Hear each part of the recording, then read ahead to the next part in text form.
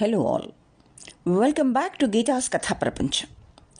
ఇప్పుడు మనం రెవల్యూషనరీ గురువు, అత్యంత వివాదాస్పద గురువు ఓషో తన శిష్యులకు అనుయాయులకు ఇచ్చిన సమాధానాలను ఆస్వాదిస్తున్నాం. రెండవ భాగంలోనికి ప్రవేశించాం. ఇప్పుడు నా స్వీయ అభిప్రాయాలు కొన్ని చెప్పనా, మీతో పంచుకోనా? ఓషో గారిని తలచినప్పుడు ఆయనకి మన చలంగారికి కొన్ని సామ్యాలు కనిపిస్తాయి. అలాగే తారతమ్యాలు కూడా అనేకం అనుకోండి. ఇద్దరూ కూడా జీవితంలోని అత్యంత వివాదాస్పద విషయం సెక్స్ అన్న విషయాన్ని స్పృశించిన వారే, పెను సంచలనం సృష్టించిన వారే. అయితే చలంగారు కలిగించిన సంచలనం, వారి ప్రభావం ఆంధ్రదేశానికి మాత్రమే పరిమితమైతే ఓషో ప్రభావం విశ్వవ్యాప్తం. చివరి రోజుల్లో చలం అరుణాచలానికి పారిపోయి రమణుని చరణాలను ఆశ్రయిస్తే, ఓషో గిట్టని వారి విషప్రయోగం చేత 59 సంవత్సరాల వయసుకే మరణించినట్లు విన్నాం. చలంగారు దిక్కుతోచక ఒక ఆశ్రమంలో, రమణాశ్రమంలో తలదాచుకుంటే, ఓషో ఒక పెద్ద కమ్యూన్నే స్థాపించి ఎందరెందరికో ఆశ్రయం కల్పించాడు. తానే ఒక పెద్ద గురువయ్యాడు. చలం ఒక రచయిత, కానీ ఓషో ఒక పెద్ద ఆధ్యాత్మికవేత్త. చలం స్త్రీల పట్ల ఆర్ద్ర హృదయంతో స్పందిస్తే, ఓషో మాత్రం మహామేధావిగా మనకు గోచరిస్తాడు.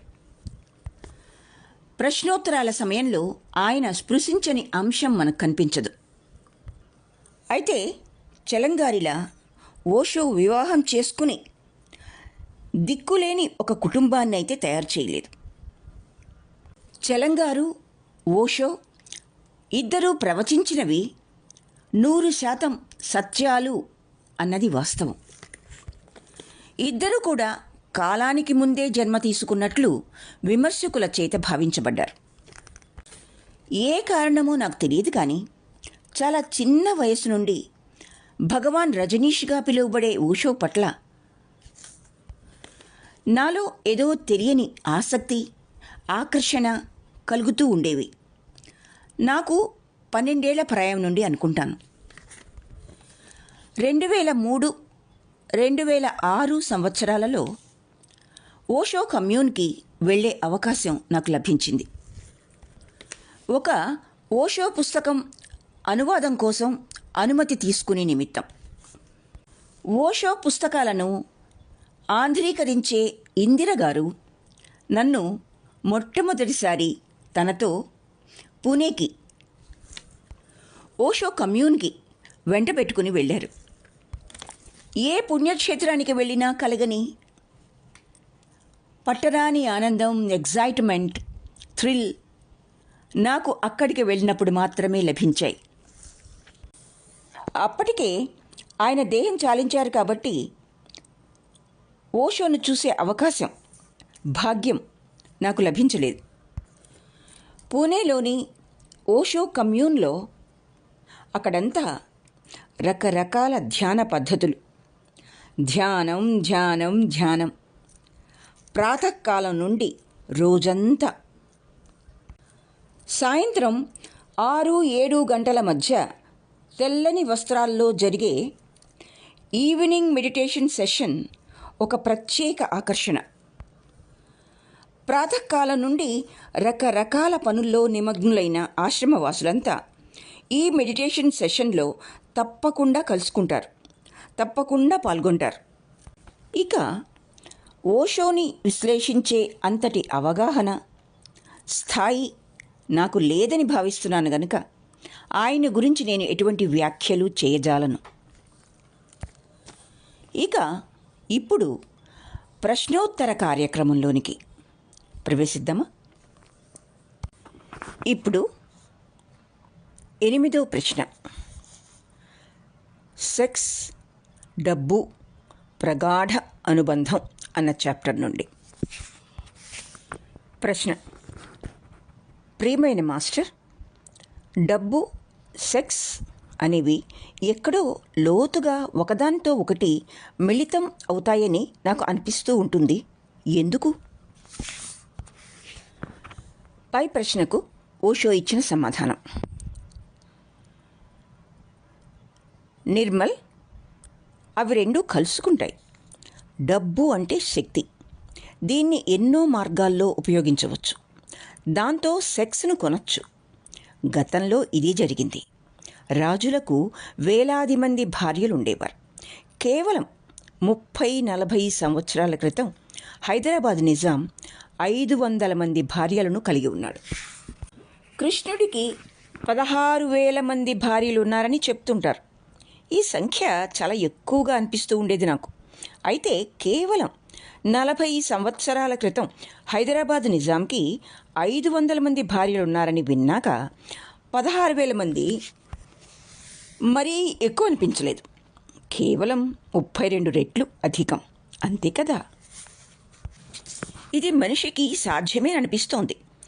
500 మందిని చేసుకునే సత్తా ఉన్నప్పుడు 16,000 మందిని ఎందుకు చేసుకోలేరు? ప్రపంచంలోని రాజులంతా ఈ విధంగానే చేసేవారు. స్త్రీలను పశువులుగా భావించేవారు.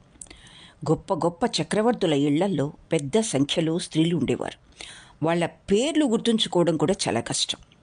అందుకే రాజు తన సేవకుణ్ణి ఆజ్ఞాపించేవాడు, నెంబర్ 401ని తీసుకురమ్మని. ఎందుకంటే 500 మంది భార్యల పేర్లు ఎలా గుర్తుంటాయి? సంఖ్యలే. సైనిక సంఖ్యలా ఉంటుంది స్త్రీల సంఖ్య కూడా. వారికి పేర్లుండవు, కేవలం నెంబర్లే. ఇందులోనూ చాలా వ్యత్యాసం ఉంది. అంకెలంతా ఖచ్చితంగా గణితానివే. అంకెకు ఎలాంటి శ్వాస ఉండదు, హృదయం ఉండదు, ఆత్మ ఉండదు. సైనికుడు యుద్ధంలో మరణిస్తే నోటీస్ బోర్డు మీద నెంబర్ 15 మరణించాడని మాత్రమే రాస్తారు. ఇప్పుడు నెంబర్ 15 మరణించడం ఒక విషయం. చనిపోయిన వ్యక్తి పేరును గనక నువ్వు చెప్పుంటే అది వేరే విధం. అతడు భర్త, ఇప్పుడు అతడి భార్య వితంతువు. అతడొక తండ్రి, ఇప్పుడు అతడి పిల్లలు అనాథలు. తన ముదుసలి తల్లిదండ్రులకు అతడే ఆలంబన. ఇప్పుడు ఇక అతడి సహాయం వారికి అందదు. కుటుంబం చిన్నాభిన్నమైంది. కుటుంబం వెలుగు అదృశ్యమైంది.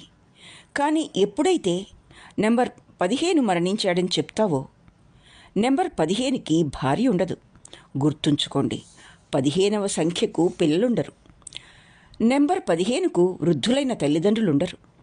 నెంబర్ 15ను భర్తీ చేయొచ్చు. మరొక వ్యక్తి వచ్చి నెంబర్ 15 స్థానంలో కుదురుకోవచ్చు. కానీ వ్యక్తిగతంగా ఏ మనిషిని భర్తీ చేయలేం. ఇది ఓ ఉపాయం, మానసిక ఉపాయం.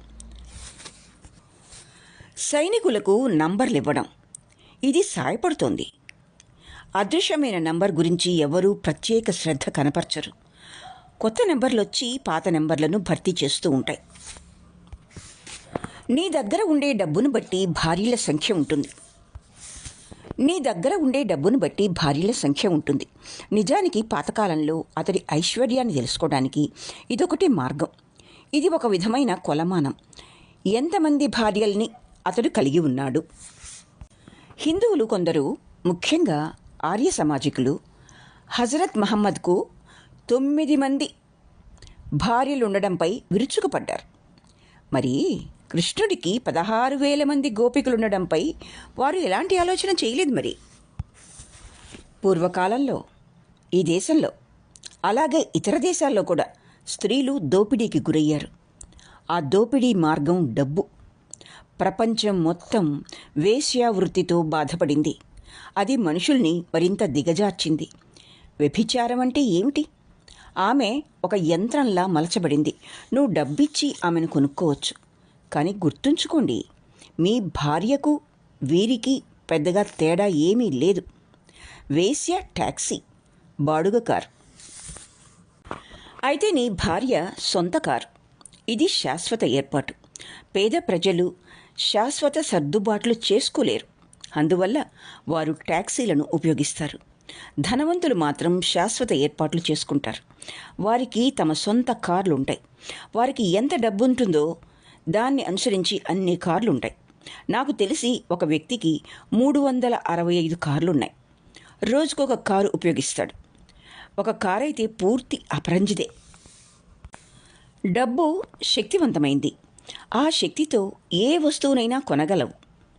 అందువల్ల నిర్మల్, డబ్బు సెక్స్ మధ్య సంబంధం ఉంటుందన్న నీ అవగాహన తప్పు కాదు. ఒక విషయాన్ని బాగా అర్థం చేసుకోవాలి. ఎవరైతే సెక్స్ను పూర్తిగా అణుచుకుంటారో వారు డబ్బు మనుషులుగా తయారవుతారు.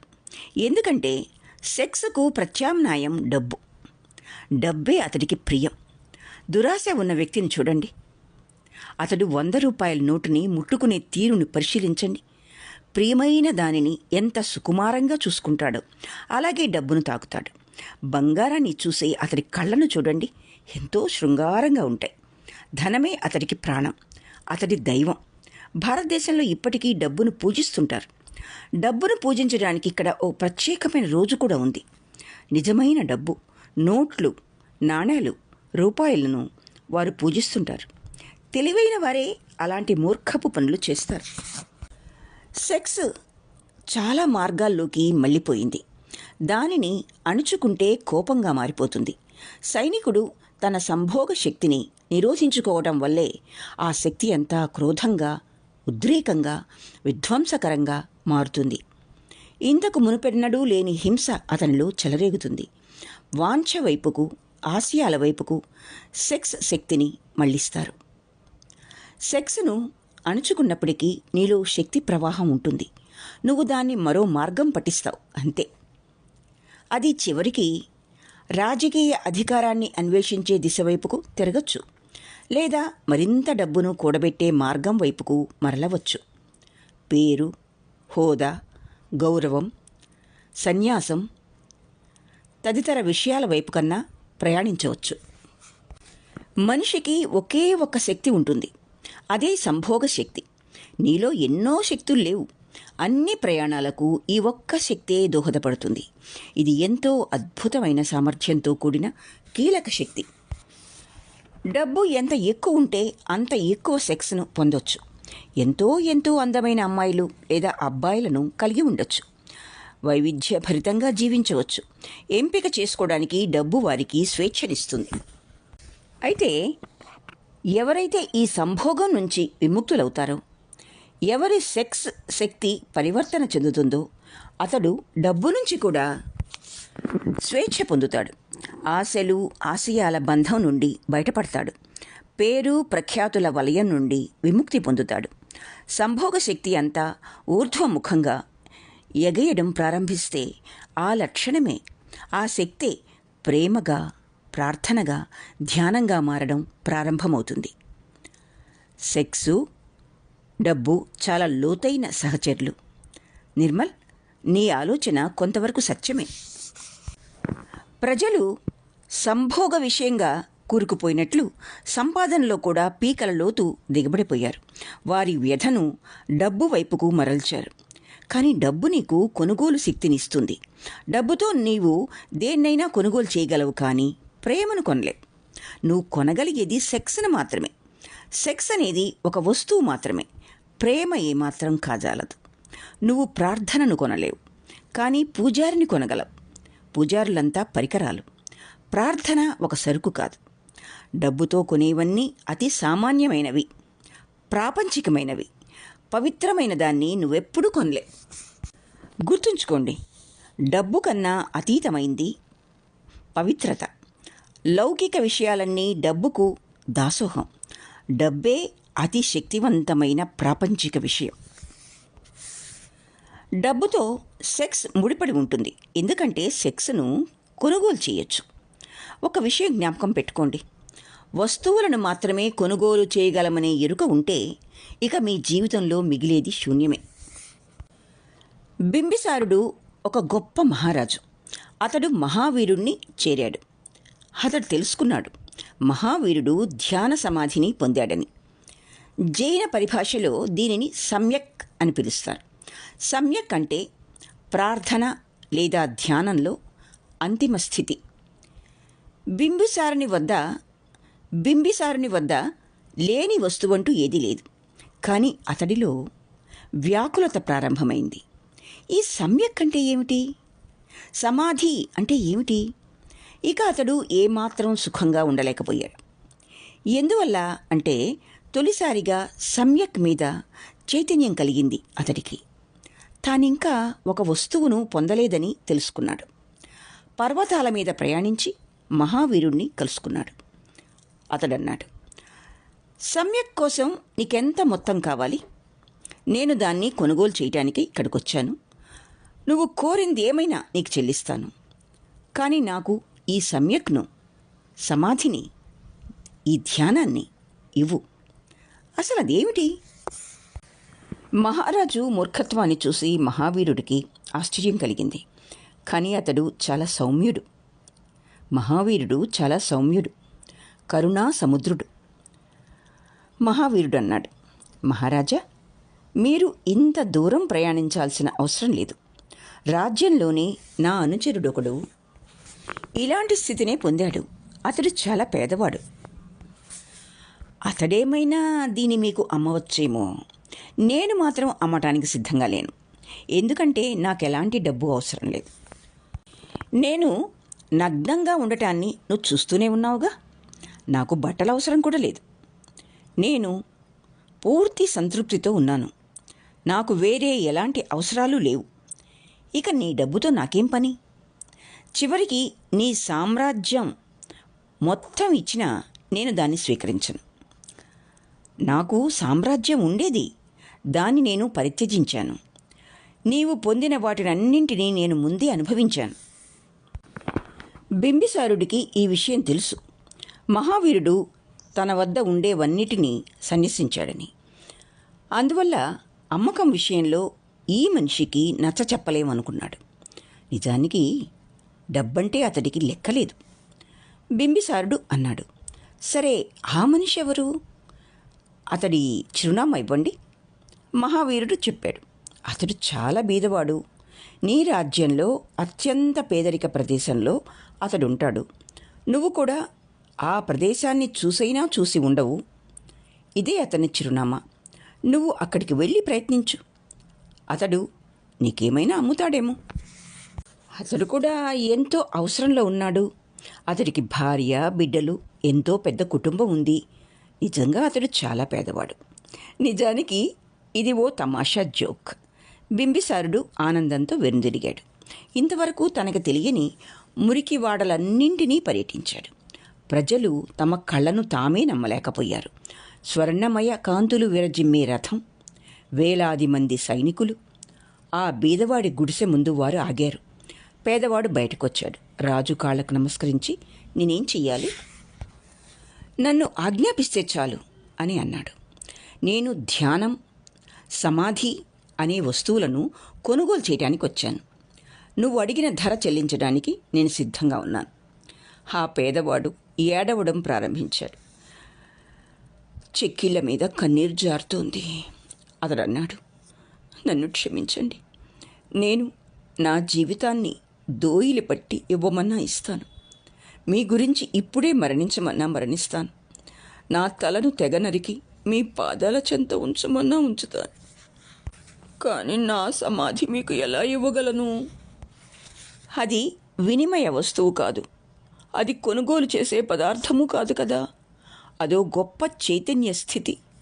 మహావీరుడు మీ మీద జోకు విసిరాడు, అంతే.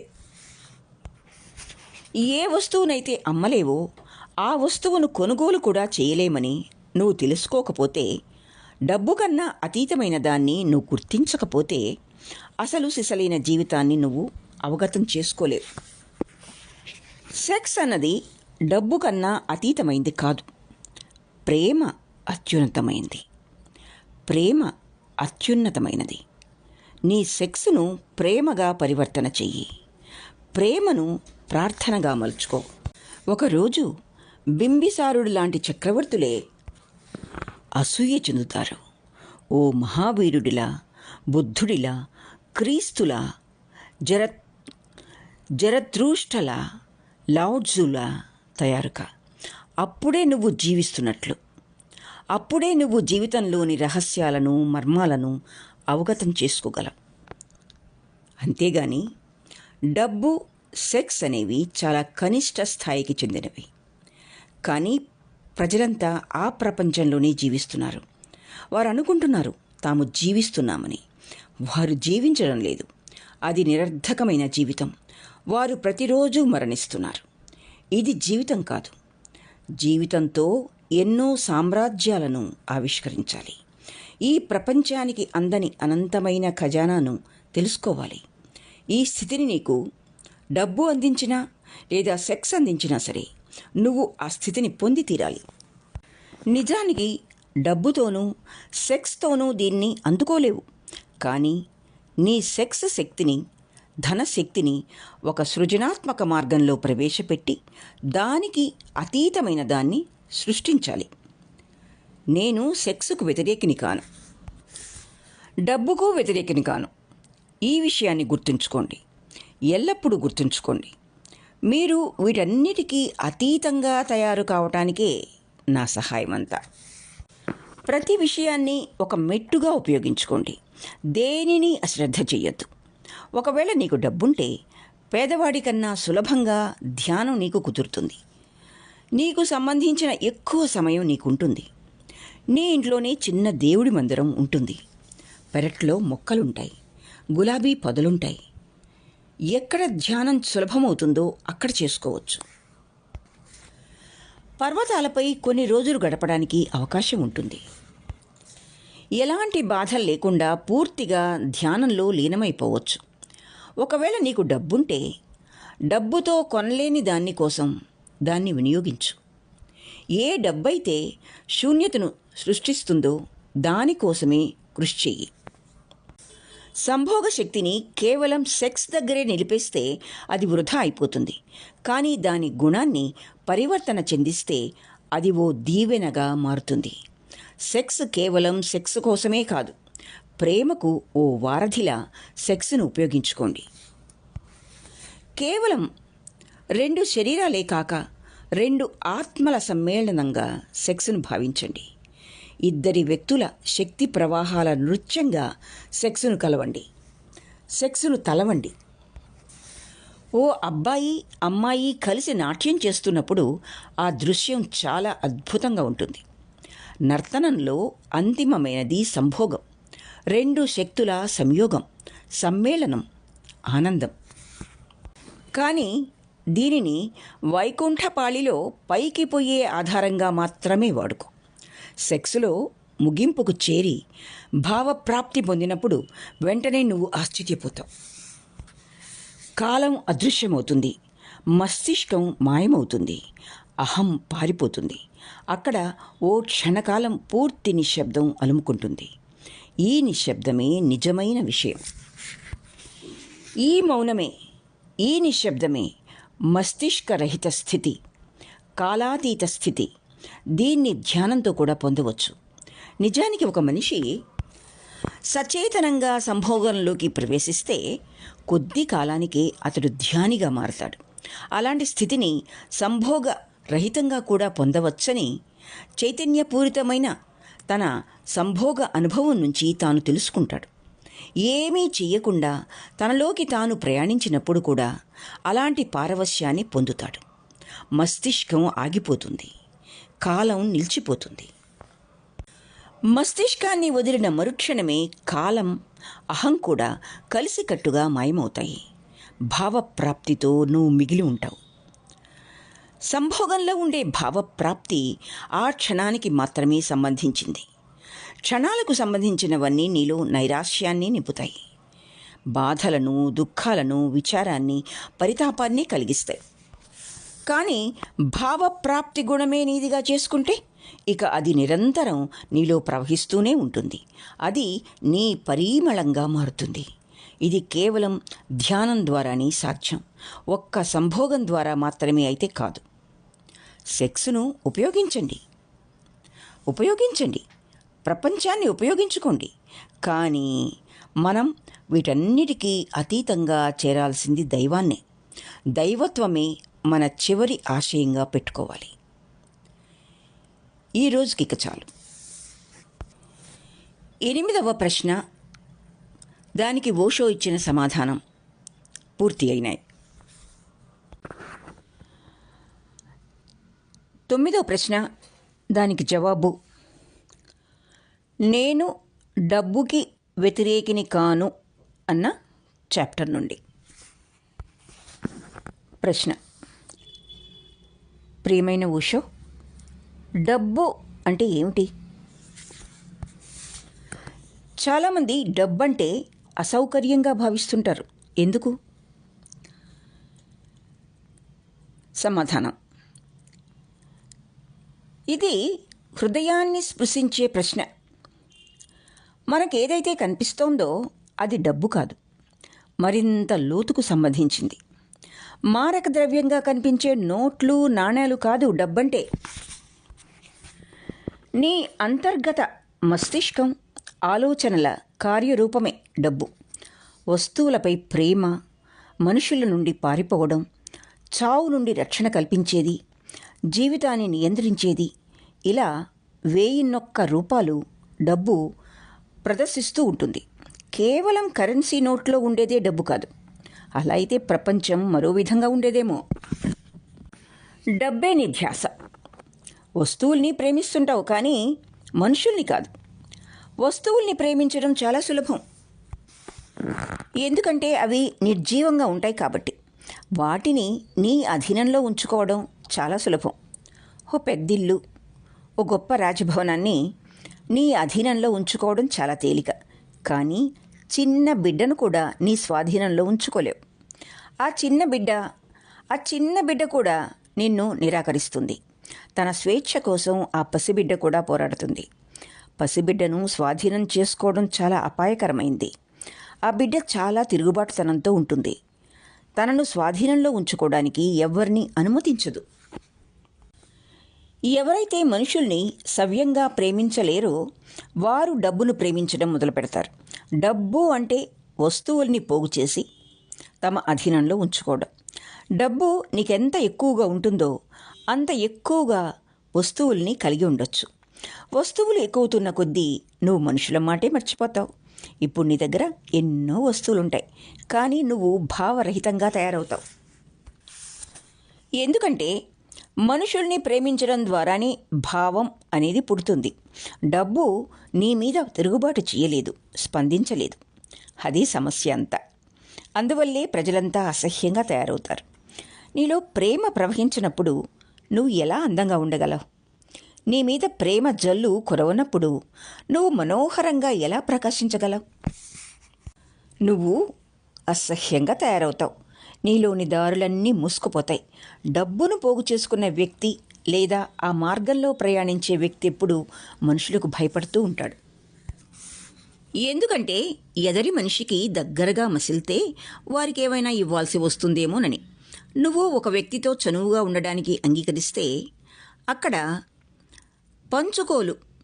పంచుకోవడానికి కూడా కొంత అనుమతి ఇచ్చినట్లే కదా. వస్తువులను ప్రేమించేవారు వస్తువుల్లాగానే ఉంటారు, నిర్జీవంగా. వారిలో ఎలాంటి ప్రకంపనలు ఉండవు. ఎలాంటి నృత్యం, పాట వారిలో పలకదు. వారు హృదయ స్పందనలు కోల్పోతారు, యాంత్రికంగా జీవిస్తుంటారు. ఎంతో వస్తు సంపదతో భారాన్ని మోస్తూ ఉంటారు, కానీ వాటి నుంచి ఎప్పటికీ వారికి స్వేచ్ఛ లభించదు. ఎందుకంటే ప్రేమ మాత్రమే నీకు స్వేచ్ఛనిస్తుంది. ప్రేమించడానికి స్వేచ్ఛనిస్తే ప్రేమ కూడా నీకు స్వేచ్ఛనిస్తుంది. ప్రేమించడానికి భయపడే వ్యక్తులంతా డబ్బును కూడబెట్టే పనిలో పడతారు. ప్రేమించే వ్యక్తులెప్పుడూ పోగు చేసుకునే మనస్తత్వంలో ఉండరు.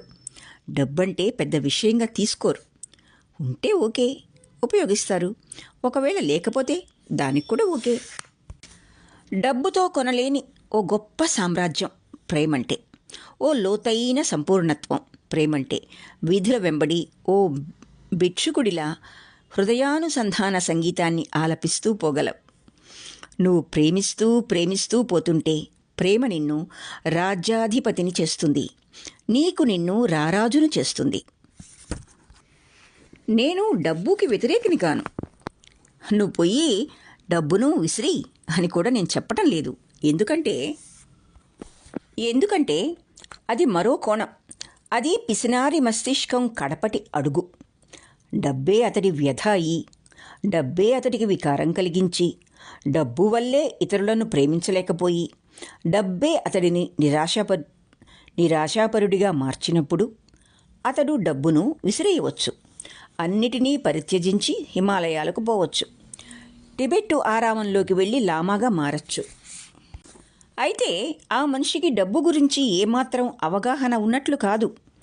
నీకు ఈ సంగతి నిజంగా అర్థమైతేనే డబ్బును సక్రమంగా వినియోగించుకోగలవు. అయితే ఈ విషయాన్ని అర్థం చేసుకోలేని వ్యక్తులు లేదా పిసినారులు ఆ డబ్బుని ఉపయోగించరు లేదా పరిత్యజిస్తారు. ఎందుకంటే పరిత్యజించడం అనే విషయంలో కూడా మస్తిష్కాన్ని అదే విధంగా ఉపయోగిస్తున్నారు. వారు అన్నిటినీ సన్యసించి పారిపోతారు, కానీ వారు డబ్బును ఉపయోగించలేరు. దాన్ని వినియోగించడానికే వారు భయపడతారు. వారు కేవలం పరిత్యజించగలరు. ఈ విషయాన్ని గుర్తుంచుకోండి. మొత్తం అన్నిటినీ సన్యసించిన పిసిని గొట్టులను ఎందరినో నేను చూశాను. భారతదేశంలో సాగర్లో ఒక వ్యక్తి విశ్వవిద్యాలయాన్ని స్థాపించాడు. నేనప్పట్లో అక్కడ విద్యార్థిని. ఆ మనిషి చాలా అరుదైనవాడు. అతడి పేరు డాక్టర్ హరిసింగ్ గౌర్. అతడంత లోభి నాకింతవరకు తారసపడలేదు. అలాగే పరిత్యజించడంలో కూడా అతడు మేటి. అతడు 2 మార్గాల్లోనూ ఖచ్చితంగా ఉన్నాడు. జీవితం మొత్తంలో ఎవ్వరికీ ఒక్క పైసా కూడా దానం చేయలేదు.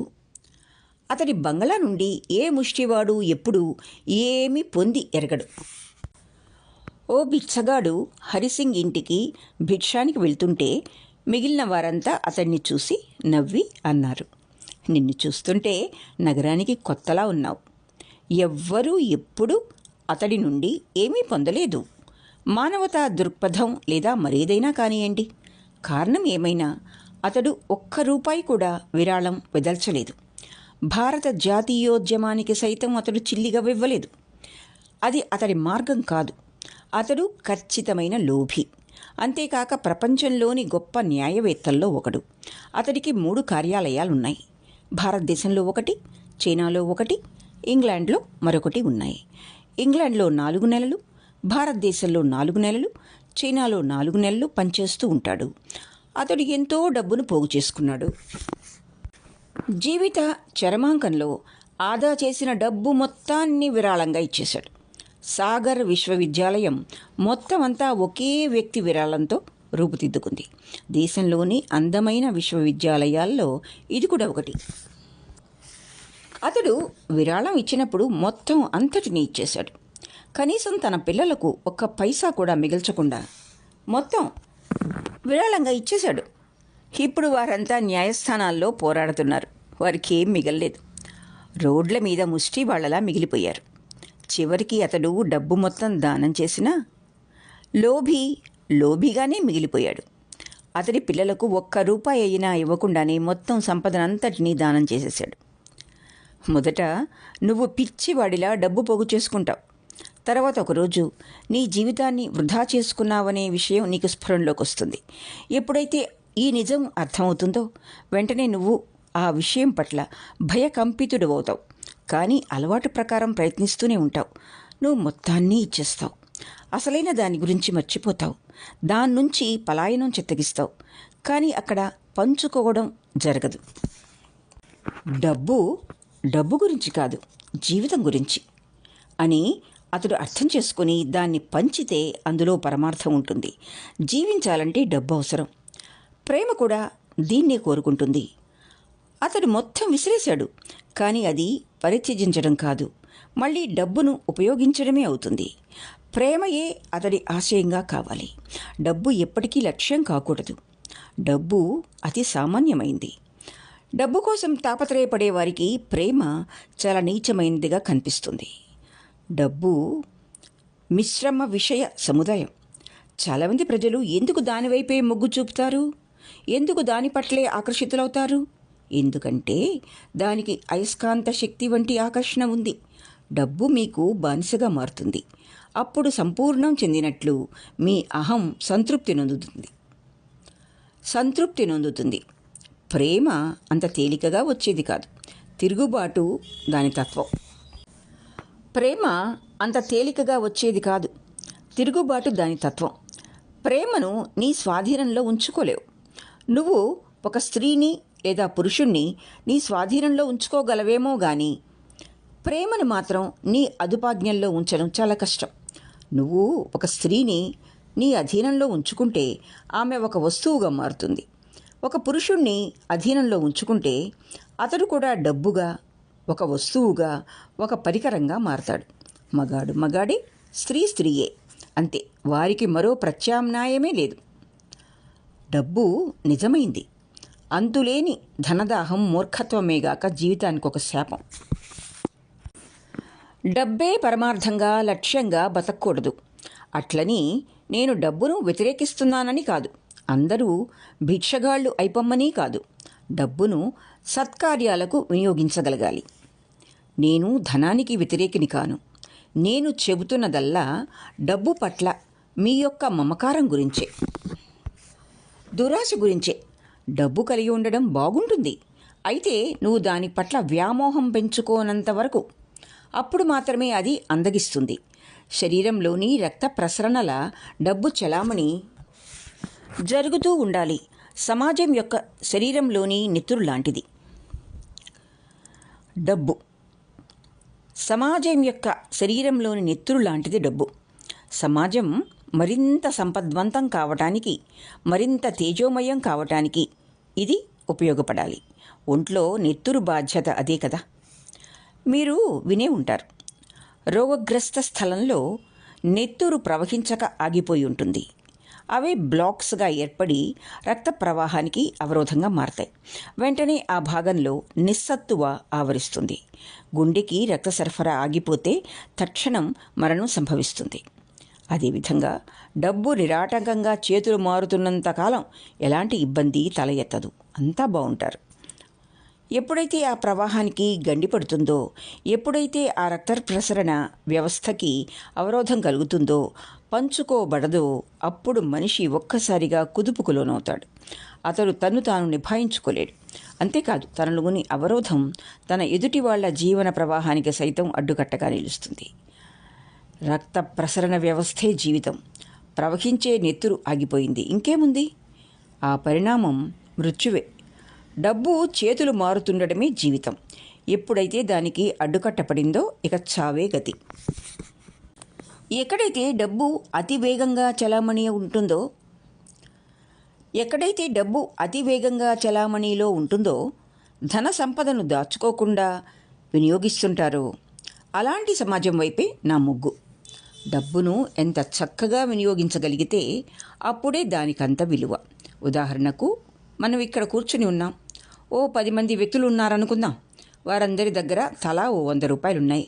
అంతా కలిపితే 1000 రూపాయలు. ఏం లాభం? అంతా విలువలేని సొమ్ము. అదే ఆ మొత్తం అంతా చలామణిలోకి వస్తే 2-3 రౌండ్లు తిరిగేసరికి ఆ 1000 రూపాయలు కాస్త 10,000, ఈ 10,000 కాస్త 20,000 రూపాయలుగా మారతాయి. అలా అలా ఆ మొత్తం ఎంతగా చలామణిలోకి వస్తే అంత సంపద వనకూడుతుంది. అలా కాక ఒక్కరి దగ్గరే డబ్బు నిల్వ ఉండిపోయిందనుకోండి, అది ఎలా మురిగిపోతుంది? అది అలా మురిగిపోతుంది. డబ్బును వినియోగంలోకి తెచ్చే కొద్దీ అది ఇంకొకరిని చేరుతుంది. అలా ఇంకొకరిని, మరొకరిని చేరి చుట్టూ తిరిగి మళ్ళీ నీ దగ్గరికే వచ్చి వాళ్తుంది. ఎందుకంటే ఎదుటి వాళ్ళు కూడా నీలాగే డబ్బును ఉపయోగిస్తారు కదా. మీరు వినే ఉంటారు, రోగగ్రస్త స్థలంలో నెత్తురు ప్రవహించక ఆగిపోయి ఉంటుంది. అవే బ్లాక్స్గా ఏర్పడి రక్త ప్రవాహానికి అవరోధంగా మారతాయి. వెంటనే ఆ భాగంలో నిస్సత్తువ ఆవరిస్తుంది. గుండెకి రక్త సరఫరా ఆగిపోతే తక్షణం మరణం సంభవిస్తుంది. అదేవిధంగా డబ్బు నిరాటంకంగా చేతులు మారుతున్నంత కాలం ఎలాంటి ఇబ్బంది తల ఎత్తదు. అంతా బాగుంటుంది. ఎప్పుడైతే ఆ ప్రవాహానికి గండిపడుతుందో, ఎప్పుడైతే ఆ రక్త ప్రసరణ వ్యవస్థకి అవరోధం కలుగుతుందో, పంచుకోబడదో, అప్పుడు మనిషి ఒక్కసారిగా కుదుపుకు లోనవుతాడు. అతడు తన్ను తాను నిభాయించుకోలేడు. అంతేకాదు, తనలోని అవరోధం తన ఎదుటి వాళ్ల జీవన ప్రవాహానికి సైతం అడ్డుకట్టగా నిలుస్తుంది. రక్త ప్రసరణ వ్యవస్థే జీవితం. ప్రవహించే నెత్తురు ఆగిపోయింది. ఇంకేముంది? ఆ పరిణామం మృత్యువే. డబ్బు చేతులు మారుతూ ఉండడమే జీవితం. ఎప్పుడైతే దానికి అడ్డుకట్టపడిందో ఇక చావే గతి.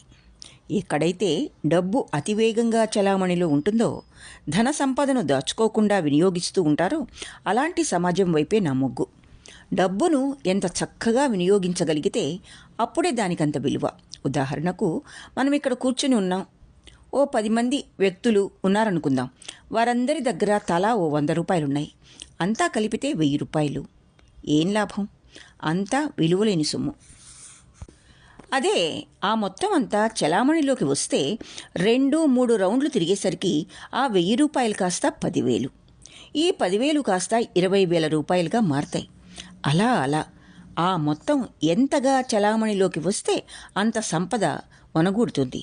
అలాగాక ఒక్కరి దగ్గరే డబ్బు నిల్వ ఉండిపోయిందనుకోండి, అది అలా మురిగిపోతుంది. డబ్బుని వినియోగంలోకి తెచ్చే కొద్దీ అది ఇంకొకరిని చేరుతుంది. అలా ఇంకొకరిని, మరొకరిని చేరి చుట్టూ తిరిగి మళ్ళీ నీ దగ్గరికే వచ్చి వాళ్తుంది.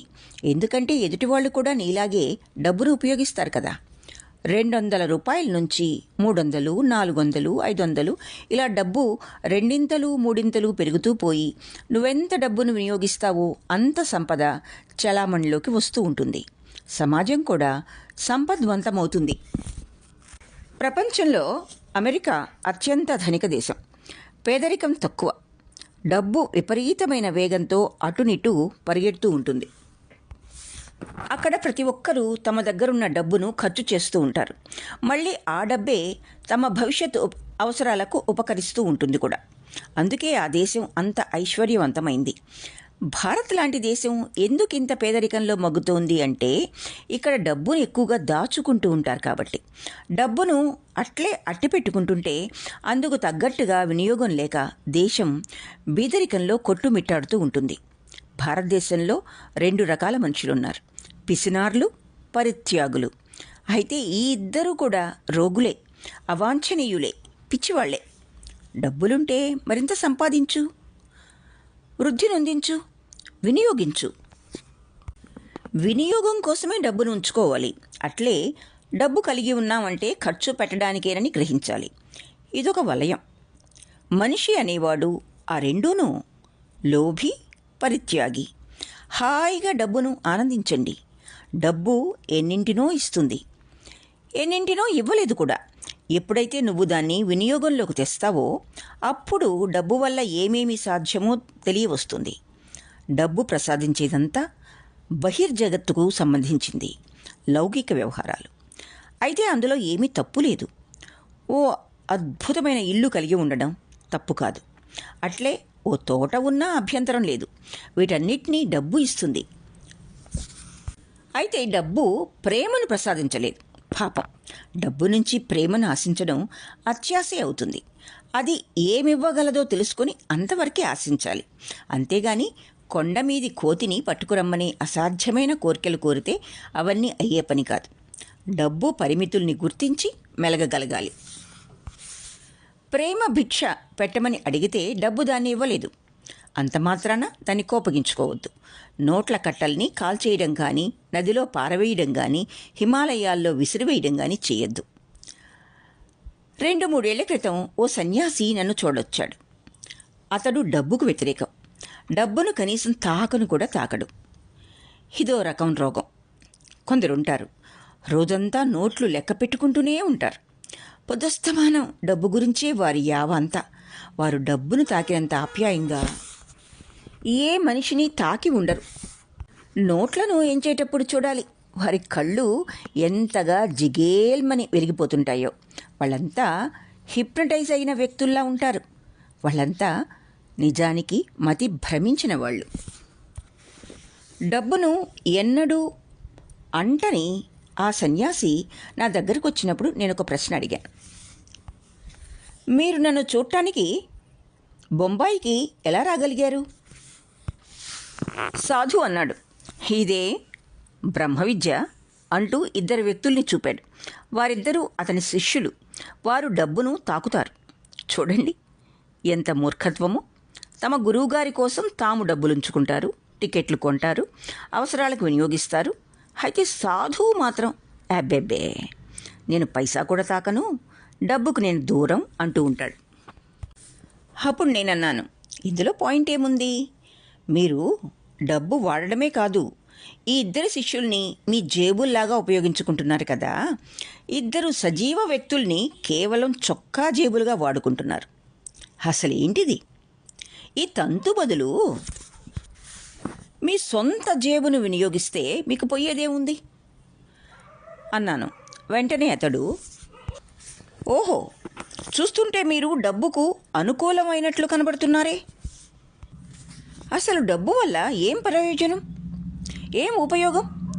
డబ్బేమైనా ప్రేమనివ్వగలదా? దేవుణ్ణి తెచ్చి ముందు నిలపగలదా? నేనన్నాను, నువ్వు మూర్ఖుడివి. బడుగు వ్యవహారమైన డబ్బు నుంచి ప్రేమను, దేవుణ్ణి ఆశించడమే పెద్ద తప్పు. డబ్బు ఎప్పుడూ వాగ్దానం చేయలేదు, నేను అది చేస్తాను, ఇది చేస్తానని. అది తాను ఏం చేయగలదో దానికి మాత్రమే బద్ధురాలు. అది ఏనాడు చెప్పలేదు ప్రేమను కొని తెస్తానని. నువ్వు ఆశిస్తే అది నీ అజ్ఞానం మాత్రమే. డబ్బు ద్వారా లేనిపోనివి ఆశిస్తే ఒకనాటికి ఆ డబ్బుకే శత్రువులుగా మారతారు ఇలాంటి వాళ్ళు. అందుకే వాళ్ళు పారిపోతారు, డబ్బును తాకరు. వినోబా భావే ముందు డబ్బు ఉంచితే ఆయన వెంటనే కళ్ళు మూసేసుకుంటారు, దానివైపు కన్నెత్తి చూడను కూడా చూడరు. What non sense! డబ్బు చేసుకున్న అపరాధం ఏమిటి? దాని ప్రమేయమే అదేదో అపరాధమైనట్లు, అదేదో విషతుల్యమైనట్లు. ఎందుకు కళ్ళు మూసుకోవటం? అసలు కరెన్సీ కట్టలు చేసిన పాపం ఏమిటి? ఈ ధార్మికవేత్తలు పదే పదే చెప్పేది ఏమిటంటే అవన్నీ కేవలం కాగితాలు, చిత్తు కాగితాలు. అదే నువ్వు మామూలు పేపర్ని వారి చేతిలో పెడితే దాన్ని తాకుతారు. ఒకవేళ కరెన్సీ నోటు చేతిలో పెట్టామా, ఇక అంతే సంగతులు. తక్షణం దాన్ని ఏ పామో తేలో అన్నట్లుగా విసిరి కొడతారు. డబ్బు అనేది ఒక మూల నుంచి మరో మూలకి పాకేది. డబ్బును వినియోగం చేయండి. చాలినంత ఉన్నప్పుడు, అవసరాలు తీరుతున్నప్పుడు డబ్బు అనేది చాలా విలువైనది. బయటి ప్రపంచ నేపథ్యంలో డబ్బు ప్రాధాన్యత ఎనలేనిది. అయితే అదే డబ్బుతో ప్రేమ, అనురాగాలను ఆశించవద్దు. ఎందుకంటే ప్రేమ అనేది అంతర్గతమైనది, అంతరంగ ప్రధానమైనది. అదేవిధంగా దేవుణ్ణి కూడా చూపించమని అడక్కండి. దైవం భావాతీతం. నీ కలలు, ఆకాంక్షలకు అనుగుణంగా కాకుండా ప్రతిదాన్ని దాని శక్తి స్థాయిల మేరకు వినియోగించుకోండి. అప్పుడు నువ్వు ఆరోగ్యకరమైన మానవుడివి. ఆరోగ్యంగా ఉండడం అంటే ఆహ్లాదంగా జీవించడమే. అసంబద్ధంగా, అడ్డదిడ్డంగా ఎప్పుడు ఉండకండి. హాయిగా, సింపుల్గా, సదవగాహనతో ప్రవర్తించండి. ధనాన్ని వినియోగించండి. వినియోగానికే అది ఉండేది. అదో అద్భుత ప్రపంచాన్ని ఆవిష్కరిస్తుంది. మరో అందమైన లోకాన్ని మీ ముందు ఉంచుతుంది. అలా కానట్లయితే రేపో మాపో ఇండియా లాంటి దరిద్ర దేశం అవతరిస్తుంది. ప్రతిదీ దిగదుడుపుతనమే. అయితే వాళ్ళందరూ తాము చాలా గొప్ప ఆధ్యాత్మికవేత్తలమని చంకలు గుద్దుకుంటూ ఉంటారు. ప్రతిదీ కలుషితమే.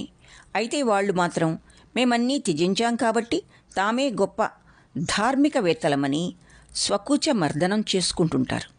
ఇందువల్లే ప్రతి విషయము భ్రష్టు పట్టిపోతోంది. బయటి ప్రపంచాన్ని వీక్షించకుండా ఒకరి కళ్ళను ఒకరు మూస్తారు. నిజానికి బయటకు చూడడం మంచిది. ఎందుకంటే బయటంతా దేవుడి సృష్టి కదా. అదేవిధంగా తన లోపల చూసుకోవడం కూడా చాలా బాగుంటుంది.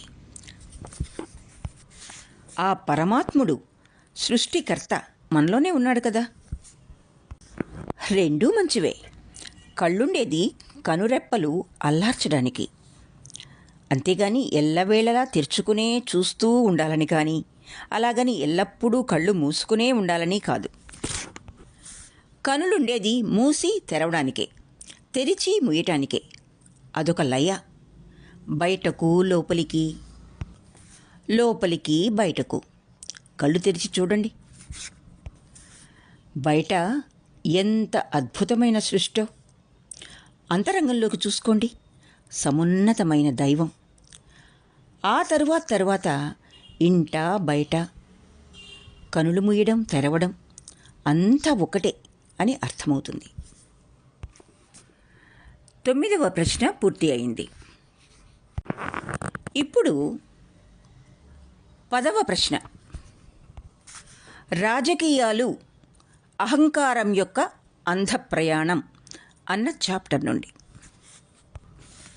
ప్రశ్న: రాజకీయాలకు జన్ వ్యతిరేకమా? జన్ రాజకీయాలకు చాలా వ్యతిరేకం. ఇది రాజకీయాలకు జన్ వ్యతిరేకమా అన్న ప్రశ్నకు ఓషో ఇస్తున్న సమాధానం: జన్ రాజకీయాలకు చాలా వ్యతిరేకం. అది ఎప్పుడూ రాజకీయాల గురించి మాట్లాడలేదు. అలాగని అది దేనికి వ్యతిరేకమూ కాదు. నువ్వు దేన్నైనా వ్యతిరేకిస్తున్నావు అంటే అది నిన్ను ప్రభావితం చేస్తూనే ఉందని అర్థం. దాంతో ఎంతో కొంత సంబంధ బాంధవ్యాలు నీలో మిగిలిపోతాయి. వ్యతిరేకించడంతోనే దాంతో నీకు సంబంధం ఏర్పడుతుంది. నువ్వు ఎంత ఎక్కువగా వ్యతిరేకిస్తూ ఉంటావో అంత ఎక్కువగా దాని మీద ఆసక్తి ఏర్పడుతూ ఉంటుంది. ఇదే సంబంధ బాంధవ్యాల మార్గం. నీ శత్రువుతోనే నువ్వు మరింత దగ్గరగా ఉంటావు. రాజకీయాలకు జన్ చాలా దూరం. దీని గురించి జన్ ఎక్కడా ఏమీ ప్రస్తావించలేదు.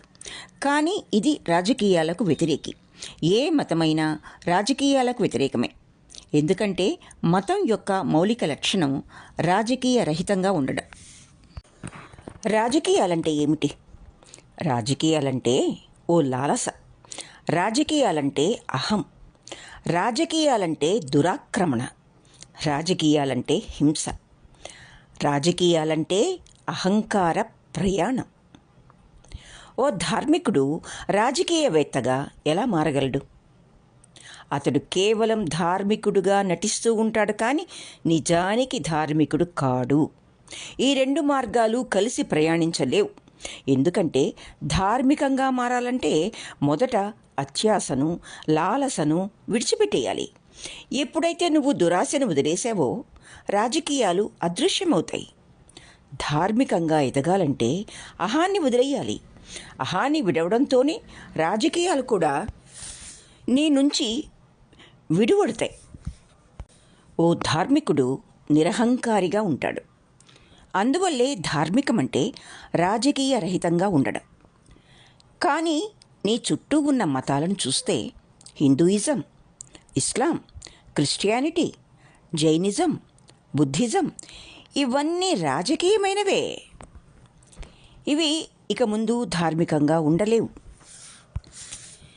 ఎప్పుడైతే ఒక మతం వ్యవస్థగా మారిందో, ఓ సంస్థగా రూపుదిద్దుకుందో, ఒక హోదా పొందిందో, ఇక ఎంత మాత్రమూ అది నిజమైన మతంగా మనుగడ సాగించలేదు. బుద్ధుడు ధార్మికుడు. బుద్ధిజం ధార్మికమైంది కాదు. జీసస్ ధార్మికుడు. క్రిస్టియన్లు ధార్మికులు కారు. వారు మరింత పెద్ద రాజకీయవేత్తలు. రాజకీయాలు గుడ్డివి. అహంకారం యొక్క అంధ ప్రయాణమే రాజకీయాలు. ప్రతి ఒక్కరూ అధికారం పొందడానికి గల అవకాశాలను వెతుక్కుంటూ ఉంటారు. అందువల్లే వారు ఫలానాగా తయారవుతారు. న్యూనత నుంచే రాజకీయం పుడుతుంది. నేనేమీ కాదు అనే భావనను లోతుగా అనుభవిస్తే ఏమీ లేనితనంపై నీకు భయమేస్తుంది. నీ అంతర్గత శూన్యత యొక్క నిరాకరణ రూపమే రాజకీయాలు. నన్ను ఇంకా చెప్పనీయండి. రాజకీయాలు అనేవి మీ అంతర్గత శూన్యతను మరవటానికి చేసే ప్రయత్నం. నిజానికి ఇందులో నువ్వెప్పుడూ విజయం సాధించలేవు. ఎందుకంటే నీ అంతర్గత శూన్యతే నీ సహజ స్వభావం. నువ్వు దాన్ని నిరాకరించలేవు. మీ వ్యాఖ్యానమంతా తప్పు. మీ న్యూనతా భావంతో కలిసి మీ అంతర్గత శూన్యత ఎలాంటి పని చేయడం సాధ్యం కాదని భావించడమే మీ ఆత్మ న్యూనతకు కారణం. దీని నుంచి బయటపడడానికి మీరు చాలా గొప్పవారిగా కావటానికి ప్రయత్నిస్తారు. నువ్వు ఓ ప్రధానమంత్రిగాను, లేదా రాష్ట్రపతిగాను, లేదా మరొకరిలా మారతావు. అంతర్గత శూన్యత నిన్ను మరోవైపుకు మళ్లిస్తుంది. అది డబ్బు వైపు కావచ్చు, అది డబ్బు వైపుకు కావచ్చు, అధికారం వైపుకు కావచ్చు, హోదా వైపుకు కావచ్చు, జ్ఞానం వైపుకు కావచ్చు, లేదా పరిత్యజించడం వైపుకు కావచ్చు. ఏమీ లేనితనాన్ని మరుగున పడేయటానికి ఎన్నో దారులను తొక్కుతావు. నేను ఫలానా అనే విధంగా తయారవుతావు. నేను చాలా ముఖ్యమైన వాడిని, గుర్తింపు ఉన్నవాడిని, నేను లేకపోతే ప్రపంచమే ఎంతో కోల్పోతుంది అన్నట్లు ఒక చట్రాన్ని నీ చుట్టూ ఏర్పాటు చేసుకుంటావు. ఈ అంతర్గత శూన్య స్థితి నిన్ను రాజకీయాల వైపుకు మళ్లిస్తుంది. కానీ ఇంతవరకు ఆ శూన్యతను నిర్లక్ష్యం చేసే దిశగా చేసే ప్రయత్నంలో ఎవ్వరూ విజయం సాధించలేదు. దాన్ని నువ్వు రేపటికి వాయిదా వేయగలవేమో కానీ అది ఎప్పుడూ గుర్తు చేస్తూనే ఉంటుంది. నేను నా లక్ష్యాన్ని చేరుకున్నానని చక్కగా ఊపిరి పీల్చుకొని కూర్చుంటే వెంటనే లోపల ఏదో వెలితి నువ్వింకా చేరుకోలేదు అని చెప్తూనే ఉంటుంది. నువ్వేం చేసినా, ఏమి సాధించినా, ఏమి కూడగట్టినా అది నీ అంతర్గత శూన్యతను పూరించలేదు. అది తాకకుండానే మిగిలిపోతుంది. ఆ శూన్యత ఇప్పటికీ అక్కడుంది. అదే విజయం సాధించిన మనిషి యాతన. వైఫల్యం ఎప్పుడూ వైఫల్యం కాదు. నిజానికి విజయమే ఓ వైఫల్యం. ఎందుకంటే ఓడిపోయిన మనిషిలో ఎప్పుడూ ఒక ఆశ ఉంటుంది. ఓటమిలో ఆ ఆశే ఒకరోజు నిన్ను విజయపథం వైపు నడిపిస్తుంది. కానీ విజయంలో ఆశలన్నీ అదృశ్యమైపోతాయి, ఆవిరైపోతాయి. నేను ప్రెసిడెంట్ కూలిడ్జ్ గురించి ఒక కథ విన్నాను. అమెరికా దేశం యొక్క గొప్ప అధ్యక్షుల్లో కూలిడ్జ్ ఒకడు. అతడు తిరిగి అధ్యక్ష పదవి పోటీకి నిలబడలేదు. అతడు నిల్చుంటే విజయం తనదే. ప్రజలంతా అతడి ఎంపికకే సుముఖంగా ఉన్నారు. కానీ ఇప్పుడేమో అతడు పోటీకి నిలబడడం లేదు అంటున్నాడు. అప్పుడు ప్రజలంతా అతడిని ఎందుకు పోటీ చేయడం లేదని ప్రశ్నించడం మొదలుపెట్టారు. అతడు నాకు ఇష్టం లేదు అని చెప్పాడు. కానీ ఒక వ్యక్తి ఖచ్చితమైన సమాధానం కావాలి అని పట్టుబట్టాడు. అప్పుడు కూలిడ్జ్ చెప్పాడు, ఈ అధ్యక్ష పదవిలో ఏమీ లేదని తెలిసిన తర్వాత కూడా పోటీ చేయడం మూర్ఖత్వం.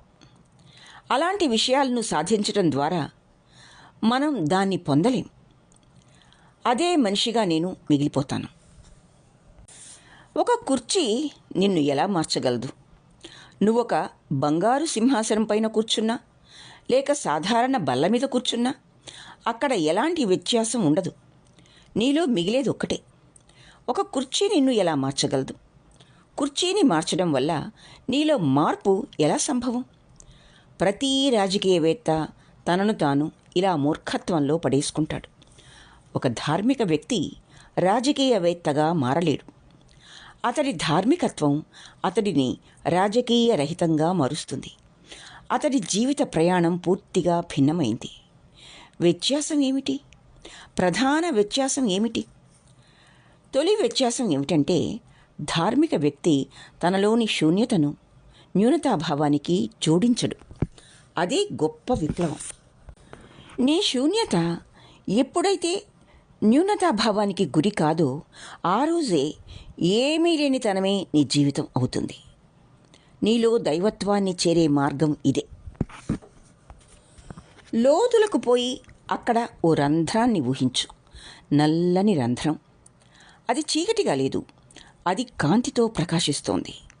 అందులో ఏమీ లేదనుకోకు. అదే మొత్తం జీవిత రహస్యం, అదే అస్తిత్వ రహస్యం. ఒక ధార్మిక వ్యక్తి తన శూన్యతతో మైత్రి చేస్తాడు. ధ్యానం చెప్పేదంతా అదే. నీ శూన్యతతో నువ్వు స్నేహంగా ఉండు. అతడు ఆ శూన్యతను ఆనందిస్తాడు. అతడు దాన్ని ఉత్సవంగా మారుస్తాడు. దానితో నృత్యం చేస్తాడు, పాట పాడతాడు. అతడు మళ్ళీ మళ్ళీ దానిలోకి పయనిస్తూ ఉంటాడు.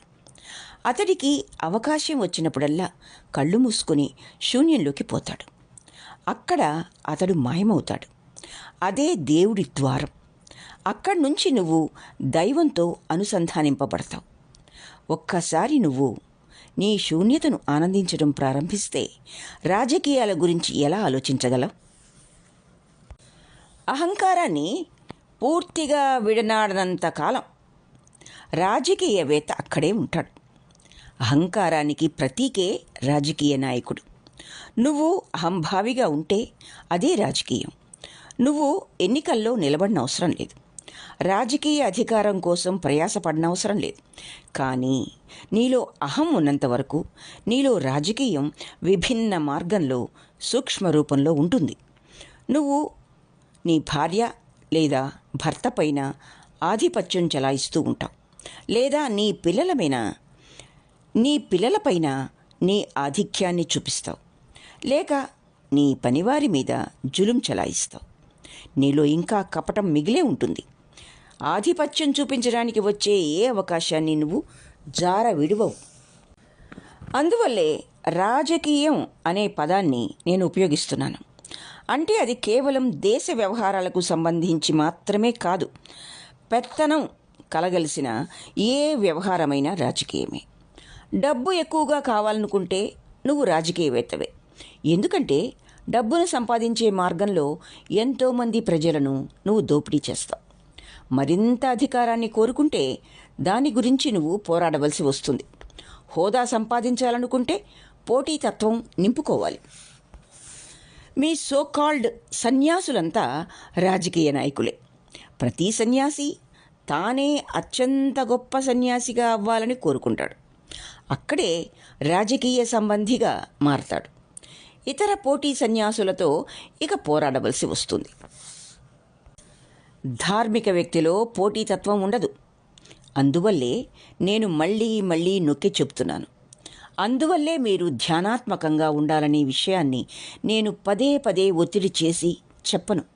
ఎందుకంటే ధ్యానం అనేది ఓ బ్రహ్మానంద స్థితి. అందులో ఎలాంటి పోటీ ఉండదు. ఆ సంతోషాన్ని నువ్వు పొందడం వల్ల ఇతరులెవరూ దేన్ని వదులుకోవాల్సిన అవసరం రాదు. ఇక్కడ ఎవ్వరూ పోగొట్టుకోవాల్సిందేమీ లేదు. నీకు డబ్బు ఎక్కువగా ఉందంటే మరొకరికి తక్కువగా ఉంటుంది. నీకు అధికారం ఎక్కువగా ఉంది అంటే మరొకరు అంత అధికారాన్ని పొందలేరు. మొరార్జీ ప్రధానిగా కాదలుచుకుంటే ఇక ఇందిరాగాంధీ ఆ పదవి నుంచి తప్పుకోవాలి. ఇక్కడంతా మరొకరు వదులుకోవాలి. ఒకరు పొందడానికి మరొకరు వదులుకోవాల్సి వస్తుంది. మరొకరు పోగొట్టుకునే విధంగా ధార్మిక వ్యక్తి ఎప్పుడూ ప్రవర్తించడు. ఇది హింసతో కూడినది, అసహ్యమైనదేను. అయితే ఇక ధార్మిక వ్యక్తి వద్ద మిగిలేదేమిటి? తన ఉనికిని ఉత్సవంతో నింపుతాడు. ధ్యానమయంగా ఉంటాడు. ధ్యానంలో నువ్వు పొందుతావు. ఇతరులెవ్వరూ దాన్ని పోగొట్టుకోకుండానే. భగవంతుడు మాత్రమే అనంతమైనవాడు. మిగిలినవన్నీ అంతమయ్యేవే. డబ్బుకి అంతముంది, అధికారానికి అంతముంది. నువ్వు వీటిని కలిగి ఉంటే మరొకరు వాటిని కలిగి ఉండలేరు. కేవలం దైవత్వం మాత్రమే అనంతమైంది. నువ్వు ఎంత కావాలో అంత పొందొచ్చు. నువ్వు ఆ మొత్తాన్నంతటినీ పొందినా మరొకరు వదులుకోవాల్సిన అవసరం లేదు. అదే మతం యొక్క సౌందర్యమంతా. ఇది అహింసాపూరిత ఆనందం, పోటీరహిత ప్రమోదం. మతం రాజకీయాల్లోకి ప్రవేశిస్తోంది. ఇదేమీ కొత్త కాదు. పూర్వకాలంలో ప్రజలు ఈ విషయాన్ని చాలాసార్లు ప్రస్తావిస్తూ ఉండేవారు. ఈ విధంగానే ఫాసిజం మతంలోకి వచ్చింది. ఇప్పుడు మానవాళి అంతా ఒక కేంద్రం వద్దకొచ్చింది. ఆ కేంద్రమే కొత్త శకంలోకి ప్రవేశించబోతోంది. అత్యద్భుత మానవాళి శకం, అధిమానవుల శకం. దీన్నే అరవిందుడు చెప్పాడు. అతడు ప్రాథమికంగా రాజకీయవేత్త, చివరి వరకు రాజకీయ నాయకుడిగానే మిగిలిపోయాడు. అతడు కూడా చెప్పాడు, ఇప్పుడు మనమంతా ఒక బిందువు వద్దకు చేరామని. ఇక వ్యక్తిగతం కాకుండా సమిష్టి కృషి అవసరం. గుర్తుంచుకోండి, ఈ సామూహిక ప్రయత్నాలు చాలా ప్రమాదకరమైనవి. ఈ విధంగానే రాజకీయాలు మతంలోకి ప్రవేశించాయి. మతం పూర్తిగా వైయక్తికమైనది, వ్యక్తిపరమైనది. అది వ్యక్తిగతంగానే మిగిలిపోతుంది. కేవలం వ్యక్తిగతంగానే ధ్యానం చేయగలం. ఎప్పుడైతే నువ్వు ధ్యానమగ్నుడవుతావో ఈ సమిష్టి ప్రపంచం నుంచి నువ్వు మాయమవుతావు. నువ్వు 500 మందితో కలిసికట్టుగా ధ్యానంలో కూర్చున్నా నీలోకి నువ్వు ఒంటరిగానే ప్రవేశిస్తావు. ఇక మిగతా 499 మంది ప్రజలతో నీకు సంబంధం ఉండదు. ధ్యానం అనేది అత్యద్భుతమైన ఏకాంత యాత్ర. సమిష్టితో దానికి ఎలాంటి పని లేదు. మీరు కలిసి ధ్యానం చేసిన ధ్యానంలోకి మీరు ఏకాంతంగానే ప్రవేశిస్తారు. 3 పదాలను మీరు బాగా అర్థం చేసుకోవాలి: సమిష్టి, వ్యక్తిగత, విశ్వవ్యాప్త. ఇకాజో విశ్వవ్యాప్తాన్ని, సమిష్టిని అతడు సరిగ్గా అర్థం చేసుకోలేదు. వ్యక్తిగతం మధ్యస్థంలో ఉంటుంది. వ్యక్తిగతం కన్నా కింద సమిష్టి ఉంటుంది. వ్యక్తిగతం ఆవల విశ్వవ్యాపితం. సామూహికతలో ఓ వ్యక్తి భాగమైపోతే అతడు ఒకానొక దాన్ని కోల్పోతాడు. అతడు చైతన్యాన్ని, జాగరూకతను కోల్పోతాడు. అందువల్లే వ్యక్తిగతం అన్నప్పుడు ఉండే బాధ్యత గుంపులో అంతగా కనిపించదు. సమూహాలు గొప్ప పాపానికి ఒడిగడతాయి. ఆ సమూహంలో నువ్వు ఉన్నా దానికి అంతగా బాధ్యత వహించాల్సిన అవసరం ఉండదు. సామూహికం వ్యక్తిగతం కన్నా నిమ్న స్థాయిలో ఉంటుంది. మహాపాపాల చరిత్ర ఆరోపణలంతా సమూహాలపైనే. సమిష్టి కన్నా వ్యక్తిగతం మిన్న. ఒక హిందువుల గుడినో లేదా మహమ్మదీయుల మసీదునో సమూహాలే తగలబెడుతూ ఉండడం మీరు చూసే ఉంటారు. ఆ గుంపులోని ఒక్కొక్కరిని వ్యక్తిగతంగా పిలిచి కారణం అడిగినప్పుడు వారంటారు, నిజానికి ఈ పని చేయడం మాకు ఇష్టం ఉండి కాదు, అయితే ఇతరులు చేయటంతో మేం కూడా చేశాం. నేను గొప్ప కార్యం చేశాను, ధార్మిక విషయమైన హిందూ గుడిని, హిందూ దేవాలయాన్ని తగలబెట్టాను అని వ్యక్తిగతంగా ఏ ఒక్క మహమ్మదీయుడు చెప్పుకోడు. అలాగే ఓ ముస్లింను చంపాననో లేదా మసీదును కూల్చాననో వైయక్తికంగా ఏ హిందువు చెప్పడు. అతడంటాడు, సమూహంలో నన్ను నేను మర్చిపోయానని. మీకు కూడా ఇలాంటి భావనే కలిగి ఉండవచ్చు. ఓ గుంపులో నువ్వు ఉన్నప్పుడు మామూలు స్థాయి కన్నా తక్కువ తరగతికి పడిపోతావు. సామూహికమన్నది జంతు ప్రవృత్తి, వ్యక్తిగతం అనేది మానవుడిది, విశ్వవ్యాపితం అనేది దైవికమైనది. ఒక వ్యక్తి ధ్యానంలోకి ప్రవేశించిన తర్వాత అతడు ఆ మందలో భాగం కాడు, విశ్వంలో విలీనమవుతాడు. వ్యక్తిగతం కన్నా అత్యున్నత స్థాయి అది. కానీ రాజకీయ నాయకులు సమిష్టి అంశం మీదనే ఎప్పుడూ మాట్లాడతారు. సమాజాన్ని మార్చడంపైనే వారి తపనంతా. ఎందుకంటే సమాజ మార్పిడి ప్రయత్నంలో, సమాజానికి రూపురేఖలు దిద్దడంలో అది ఇది అంటూ తాము మరింత శక్తివంతంగా తయారు కావటానికే. అయితే సమాజం ఎప్పటికీ మారదు. అది ఎప్పుడూ ఒకే విధంగా ఉంటుంది. కుళ్ళిపోయిన విషయాలతో వ్యక్తి చైతన్యంలో మార్పు రానంత వరకు సమాజం ఎప్పటికీ మారదు. అది ఎప్పుడూ ఒకే విధంగా ఉంటుంది, కుళ్ళిపోయిన విషయాలతో. వ్యక్తి చైతన్యంలో మార్పు రానంత వరకు అది అలానే ఉంటుంది. ఇది ఎప్పుడైతే సంభవిస్తుందో వ్యక్తి సార్వజనీనంగా మారతాడు. ఇది ఎందరి వ్యక్తుల్లో సంభవిస్తే అప్పుడు అంతగా సమాజం మారుతుంది. ఒక సాంఘిక విషయంగా కాదు, సమిష్టిగా కాదు. దీన్ని మీకు అర్థమయ్యేలా వివరించనివ్వండి. అక్కడ ఓ 500 మంది ప్రజలున్నారనుకోండి. సామూహికంగా నువ్వు వారిని మార్చలేవు, మార్చే మార్గం కూడా లేదు. సమిష్టిగా వారిని దైవికంగా మార్చలేవు. వారి ఆత్మలన్నీ వ్యక్తిగతమైనవి, వారి చైతన్యం వ్యక్తిగతమైంది. అయితే ఈ 500 మందికి గాను 300 మందిలో పరివర్తన కలిగిందనుకోండి. అప్పుడు ఆ సమూహమంతా కొత్త గుణాన్ని సంతరించుకుంటుంది. ఈ 300 మంది ప్రజల్లో కూడా మార్పులు వ్యక్తిగతంగానే సంభవిస్తాయి. ఇదంతా వ్యక్తిగత పరివర్తన ద్వారానే సాధ్యం. తర్వాత ఆ సమూహం అత్యున్నత చైతన్యాన్ని కలిగి ఉంటుంది. ఎందుకంటే ఈ 300 మంది తమ చైతన్యాన్ని ఆ సమూహంలోకి వదులుతారు. వారిలో ఒక్క మనిషి బుద్ధుడిలా రూపాంతరం చెందిన అస్తిత్వం మొత్తంలో ఓ చిన్నపాటి మొత్తం మేలుకుంటుంది. అతడు ఒక బిందువును సముద్రంలో విడిచిన సముద్రం కూడా కొంత జాగృతికి గురవుతుంది. మరింత స్పృహతో, మరింత చైతన్యంతో ఆ బిందువు సముద్రంలోకి అదృశ్యమైతే అది సముద్రం యొక్క తత్వాన్నే ఉన్నతంగా తీసుకుపోతుంది. వ్యక్తిగత మార్పుతోనే సమాజ మార్పు సంభవమవుతుంది. ఎప్పుడైతే హెచ్చు స్థాయిలో మనుషులు పరివర్తన చెందుతారో అప్పుడు సమాజ పరివర్తన కూడా చాలా సులభం. మార్పుకు ఇది ఒక్కటే మార్గం. నువ్వు సమాజాన్ని మార్చలేవు. సమాజాన్ని నువ్వు నేరుగా మార్చాలని కోరుకుంటే ఆ ప్రయత్నం రాజకీయమైంది. ఇకాజో కూడా త్వరలో రాజకీయ రంగు పులుముకుంటుంది. ఇది తప్పక జరుగుతుంది. ధార్మికంగా నువ్వు శక్తివంతుడిగా మారుతుంటే ఎందరో ప్రజల కన్నా నువ్వు ఆధిక్యంలో ఉన్నట్లయితే ఓ నాయకుడిగా నువ్వు ఎదిగితే గొప్ప గొప్ప ఆలోచనలు నీ మస్తిష్కంలో మెదలడం మొదలవుతుంది. అప్పుడు నీ మస్తిష్కం చెబుతుంది మానవాళి మొత్తం మార్పు చెందాలని. మనం అప్పుడు ఆ మార్పుకు మహా ఆలోచనలు చెయ్యాలని. తరువాత దురాశ ప్రారంభమవుతుంది. లాలస వేళ్ళూనుకుంటుంది. అహం ఎదురుచూస్తూ ఉంటుంది. ఈ తంతు ఎప్పుడూ జరుగుతూ ఉండేదే, జరగబోతోంది కూడా. ఈ వ్యవహారంపై ఎరుకతో ఉండు. సమిష్టి అనే ఆలోచనకు నువ్వు బలి కావద్దు. సామూహికం అనేది నీకన్నా నిమ్న స్థాయిలో ఉంటుంది. నువ్వు విశ్వజనీనం కావాలి.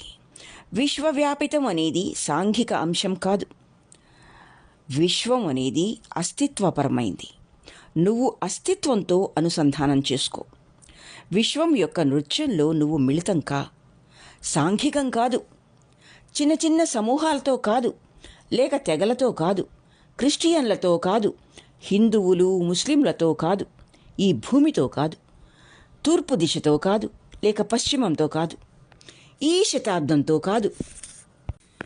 నువ్వు అస్తిత్వంతో అనుసంధానం చేసుకో. విశ్వం యొక్క నృత్యంలో నువ్వు మిళితం కా.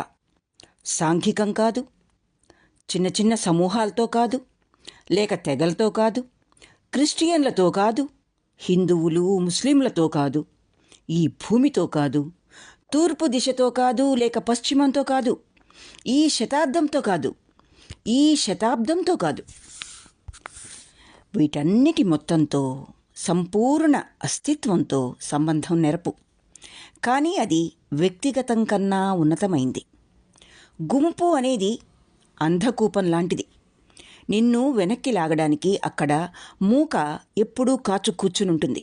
ఇదంతా సోకాల్డ్ మతాధికారుల పుణ్యమే. ఇకాజో నాకు మరింత ధార్మికంగా కనిపించడు. అతడు అక్కడి నుంచి మర్మాలన్నిటినీ తెచ్చి పోగు చేశాడు. అతడు గొప్ప తత్వగ్రాహి. గుర్జీఫ్ నుంచి కొన్ని, సూఫీల నుంచి కొన్ని మర్మాలను ఎంపిక చేసుకున్నాడు. అతడు ఓ టెక్నీషియన్. అతడికి కేవలం సాంకేతిక పరిజ్ఞానం తెలుసు, కానీ లక్ష్యమేమిటో తెలియదు.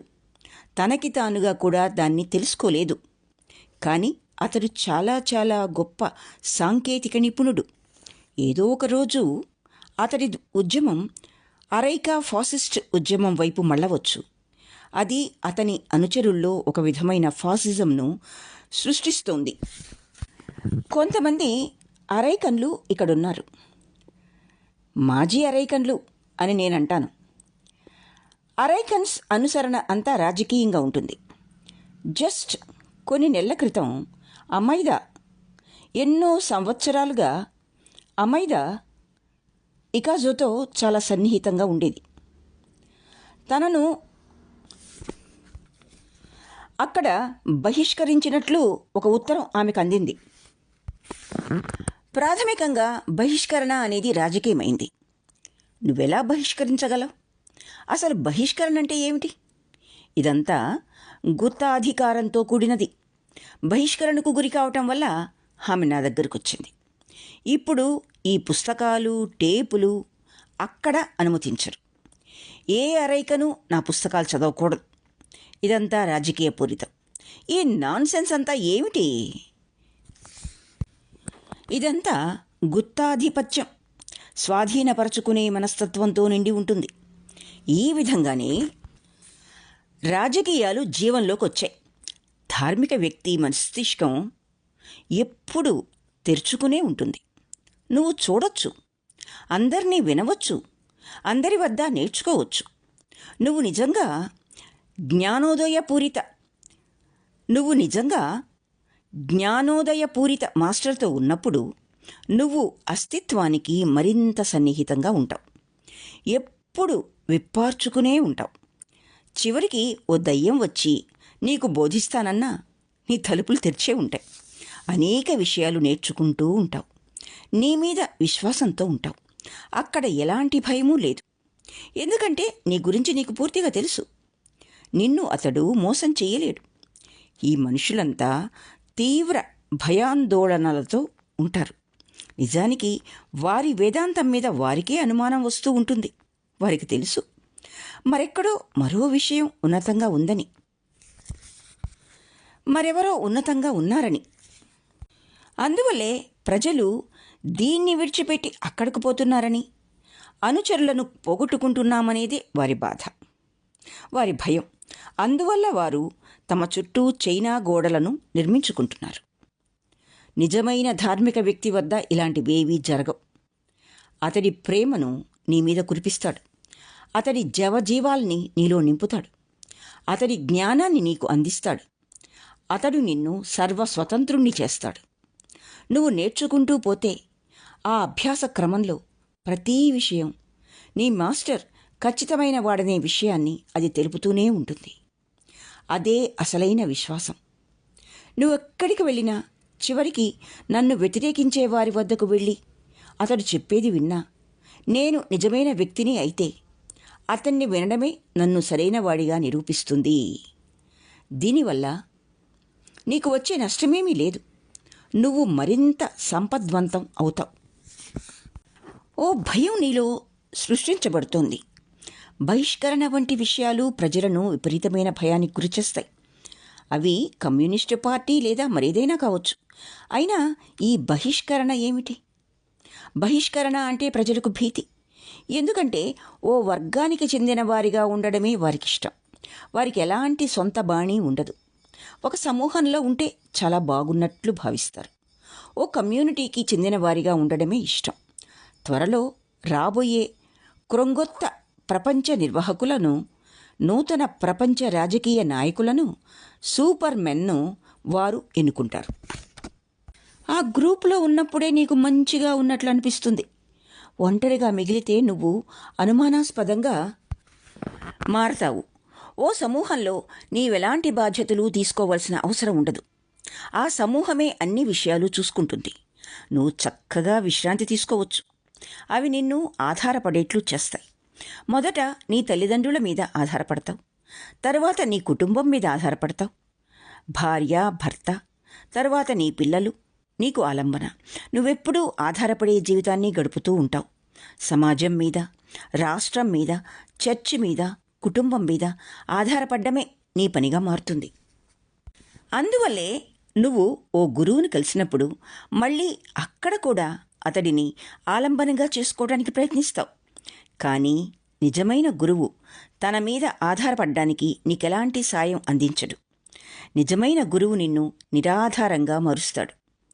అతడి మొత్తం కృషి అంతా నిన్ను నీ కాళ్ల మీద నిలబడేలా చేయడమే. జెన్ మాస్టర్లు చేసేది ఇదే. హుయినింగ్ వద్దకు ఒక యువకుడు వచ్చాడు. హుయినింగ్ చాలా కఠినంగా వ్యవహరిస్తాడు. జెన్ మాస్టర్లు మాత్రమే కాఠిన్యంతో ఉంటారు. ఎందుకంటే నిన్ను స్వతంత్రుడిగా మార్చాలని అనుకుంటే వారు చాలా నిర్దయగా వ్యవహరిస్తారు. హ్యూయినింగ్ తన చెంతకు వచ్చిన ఆ యువకుడి చెంప మీద ఒకటిచ్చాడు. అతడి మొహం మీదే తలుపులు వేసేశాడు. గట్టిగా అరవడం మొదలుపెట్టాడు. ఒకసారి అతడిని పైనుంచి కిందకి గిరాటు వేశాడు. 15 అడుగుల లోతైన గోతిలో పైనుంచి కిందకు పడ్డాడు. తరువాత హుయినింగ్ కిటికీలోంచి చూసి నవ్వాడు. సహజంగానే ఆ యువకుడు అతడిని వదిలేశాడు. ఇదే చివరి ప్రయత్నం, ఇక చాలు. వెంటనే అతడు అక్కడి నుంచి వెళ్ళిపోయి సుమారు సంవత్సరం వరకు ఆ మాస్టర్ని మళ్ళీ కలవలేదు. అతడు మరో గురువును కలిసి ఎన్నో విషయాలు నేర్చుకున్నాడు. ఎన్నో ప్రదేశాలను తిరుగుతూ ఒకరోజు ఒక గుహలో మౌనంగా కూర్చున్నాడు. బుద్ధత్వం పొందాడు. తొలిసారి సమాధిని అనుభూతి చెందాడు. తరువాత ఏమైందో మీకు తెలుసా? హుయినింగుకు కృతజ్ఞత చెప్పడానికి అతడు పరుగు తీశాడు. ఆ రోజు గోతులో పడినప్పుడు కలిగిన అనుభూతి కూడా ఖచ్చితంగా ఇలాంటిదే మరి. కానీ గతంలో అతడు దాన్ని పోగొట్టుకున్నాడు. కానీ ఇప్పుడు తెలుసుకున్నాడు. తన లోపల ఇంతకు ముందు కలిగిన అనుభవాన్నే అతడు ఇప్పుడు కూడా అనుభూతి చెందుతున్నాడు. బుద్ధత్వం పొందిన క్షణాన అతడు చాలా ఆశ్చర్యానికి గురయ్యాడు. హుయినింగ్ తనను గోతిలో తోసినప్పుడు పొందిన అనుభూతి అటువంటి అనుభూతి ఇది కూడా. కానీ అప్పుడు అతడు దాన్ని పోగొట్టుకున్నాడు. హుయినింగ్ను పరుగున చేరాడు. అతడి పాదాలను తాకుతూ అన్నాడు, మాస్టర్, కృతజ్ఞతలు. మీరు నాతో కఠినంగా వ్యవహరించినందుకు ఎంతో కృతజ్ఞుణ్ణి. నన్ను కొట్టడం తప్ప ఏమీ నేర్పనందుకు మీకు నా ధన్యవాదాలు. నా గురించి మీరు చేసిన ప్రతి పనికి శతకోటి జోహార్లు. నిజమైన గురువు శిష్యుణ్ణి తనదైన దారిలో మాస్టర్గా ఎదగడానికి తోడ్పడతాడు. అలా కాకపోతే నువ్వు నిరాధారంగా స్వతంత్రుడిగా బ్రతకడానికి ఒప్పుకోవు. ఆలంబనం కోసం ఎవరినో ఒకరిని కోరుకుంటావు. అత్యున్నత సింహాసనం మీద ఒక వ్యక్తి కూర్చొని, నువ్వు చింతించకు, నీ సంరక్షణా భారం నాది, నువ్వు అన్ని విషయాలను మర్చిపో, నేనిక్కడే ఉన్నాను, కాబట్టి అన్ని విషయాలు నేనే చూసుకుంటాను, నువ్వు కేవలం ఇక్కడికొచ్చి నన్ను అనుసరిస్తే చాలు అని చెప్పాలని నువ్వు కోరుకుంటావు. గుర్తుంచుకో, ఎవరైనా ఈ విధంగా అంటే, ఇతరుల బాధ్యతలను తాము స్వీకరిస్తామని చెప్తుంటే ప్రజలు తన మీద ఆధారపడాలని అతడు కోరుకుంటున్నాడని మీరు అర్థం చేసుకోవాలి. తన మీద ఆధారపడే వారిపైన అతడు ఆధారపడుతున్నాడు. అతడు దీనిలో ఎంతో ఆనందాన్ని పొందుతున్నాడు. ప్రజలు తన మీద ఆధారపడే ఆలోచనను అతడెంతో ప్రేమిస్తాడు. అతడు కూడా ఆధారపడేవాడే. గుర్తుంచుకోండి, అతడు మీకన్నా భిన్నమైన వాడు కాదు. అతడికి మీకు ఎలాంటి వ్యత్యాసం లేదు. మీరంతా అతడిని విడిచిపోయినప్పుడు మీరెంత దుఃఖిస్తారో అంతే వేదన అతడు కూడా పొందుతాడు. కొన్నిసార్లు మీకన్నా ఎక్కువగా కలత చెందుతాడు. ఎందుకంటే అతడి పెట్టుబడి మీకన్నా అధికం. ఇకాజో లాంటి మనిషిని నువ్వు విడిచిపెట్టినప్పుడు అతడి అనుచరులంతా అతడి నుంచి దూరమైనప్పుడు అతడికి నిజంగా మతి చెలిస్తుంది, లేదా ఆత్మహత్య కన్నా పాల్పడవచ్చు. అతడు ఎంతో వణుకుతూ ఉంటాడు, కంపిస్తూ ఉంటాడు. ఏమి జరిగిందో అతడికి అర్థం కాదు. అతడి ఆత్మవిశ్వాసం అంతా మాయమవుతుంది. అతడు నీ కళ్ళల్లోకి చూసినప్పుడు నువ్వు అతడిని చూస్తూ అతడు ఖచ్చితమైనవాడు, నిజమైనవాడు, మంచి గురువు అని నువ్వు అనుకునే భావం అతడిలో విశ్వాసాన్ని పెంచుతుంది. కానీ నా గమ్యమంతా రాజకీయ రహితంగా ఉండడమే, అలాగే ఖచ్చితంగా నిరాధారంగా చేయటమే. అదే నిజమైన ధార్మిక గమ్యం. ధార్మికత ఎప్పుడూ వ్యక్తిగతమైనది, ఎప్పటికీ సమిష్టి కాలేదు. రాజకీయం ఎప్పుడూ సామూహికమైనది, వ్యక్తిగతం కాలేదు.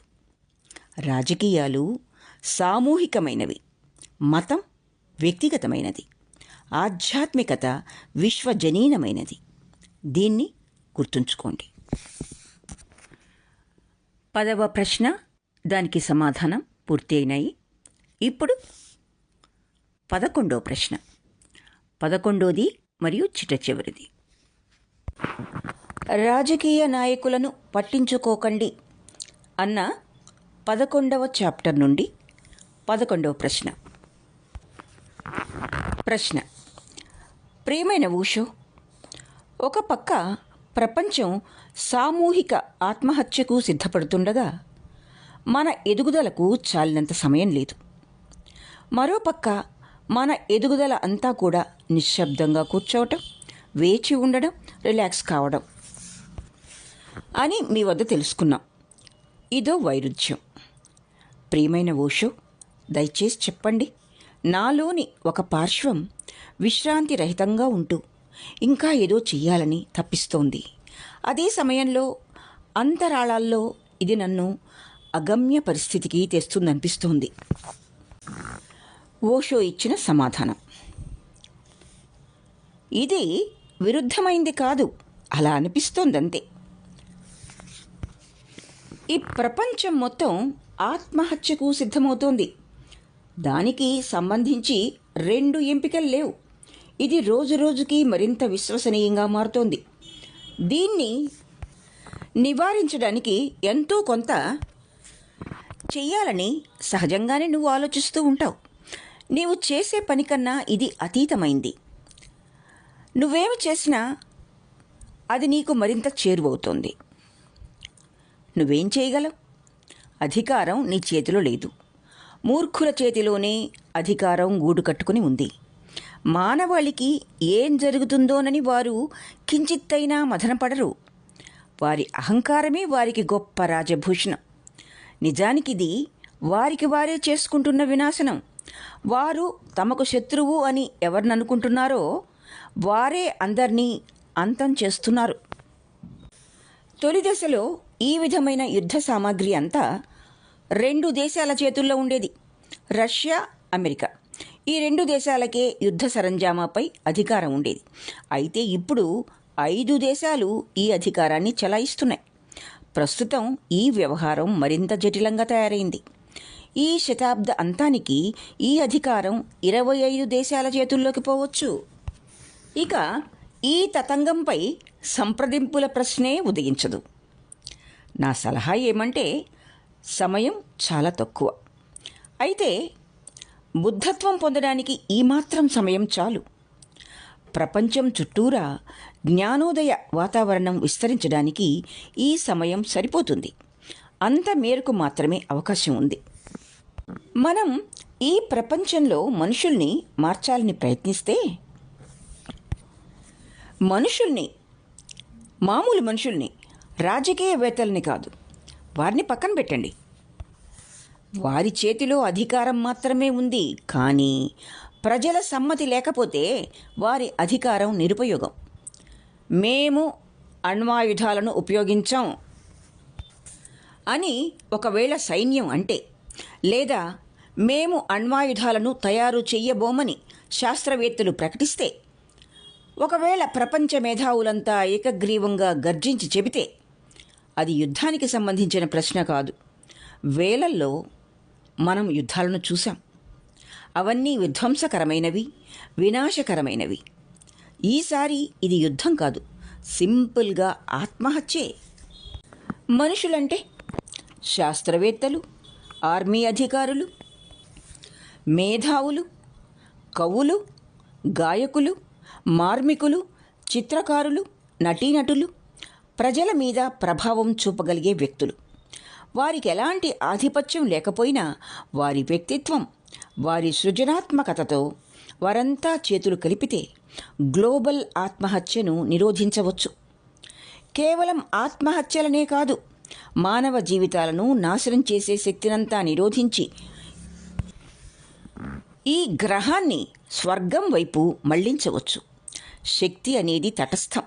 అది నాశనమూ చేయగలదు, సృష్టించనూగలదు. ఈ విషయాన్ని ఎవరూ ఆలోచించరు. అణుశక్తి సృష్టి వల్ల ఉపయోగం ఏమిటి? అణ్వాయుధాల తయారీ మూలంగా వనగూరేదేమిటి? ఒక వినాశకర శక్తే గొప్పదైతే సృజనాత్మక శక్తి కూడా అంతే గొప్పది. దీనివల్ల ప్రపంచ ఆత్మహత్యని నిరోధించడమే కాదు, ఓ నూతన అస్తిత్వం పురుడు పోసుకుంటుంది. క్రొంగొత్త మనిషి, క్రొంగొత్త మానవాళి ఉద్భవిస్తుంది. ప్రశాంతతను ప్రేమించే వ్యక్తి, కరుణ నిండిన వ్యక్తి, సృజనతో కూడిన వ్యక్తి, జాతీయత, మతం, కులం, భేషజాలు లేని వ్యక్తితో నాగరికత ప్రారంభమవుతుంది. ఈ విశ్వమంతా ఒక కుటుంబంగా మారుతుంది, వసుధైక కుటుంబమవుతుంది. ఎప్పుడైతే కులం, మతం, జాతి అనే తారతమ్యం ఉండదో యుద్ధాలు కూడా అసంభవం అవుతాయి. మనం రాబోయే ఆత్మహత్యల్ని నిరోధించాలి. ప్రపంచం ఆకృతి మార్పు చేస్తే యుద్ధాలు అసాధ్యమవుతాయి. మన ప్రయత్నాలన్నీ మన శక్తులన్నీ 75% మానవ శక్తి అంతా యుద్ధోపకరణాల తయారీకే వినియోగమవుతోంది. మనం కేవలం 25% శక్తి మీదనే జీవిస్తున్నాం. మిగిలిన 75% కూడా జీవించడం మీద పెడితే ఇక ఇక్కడ పేదరికమే ఉండదు, అనారోగ్యం ఉండదు, జీవితం పొడిగింపబడుతుంది. ప్రజలు వారి చివరి శ్వాస వరకు యువకులుగానే ఉంటారు. వృద్ధులుగా మారాల్సిన అవసరం ఉండదు. ఇది అంతా సంభవమే. దీనికోసం చాలినంత సమయం కూడా ఉంది. కానీ నువ్వు దీన్ని ఖచ్చితంగా అర్థం చేసుకోవాలి. ఆక్షేపణ లాంటి ఏ విషయం నీ మీద వేసుకున్నా అది ఏమాత్రం సాయం అందించదు.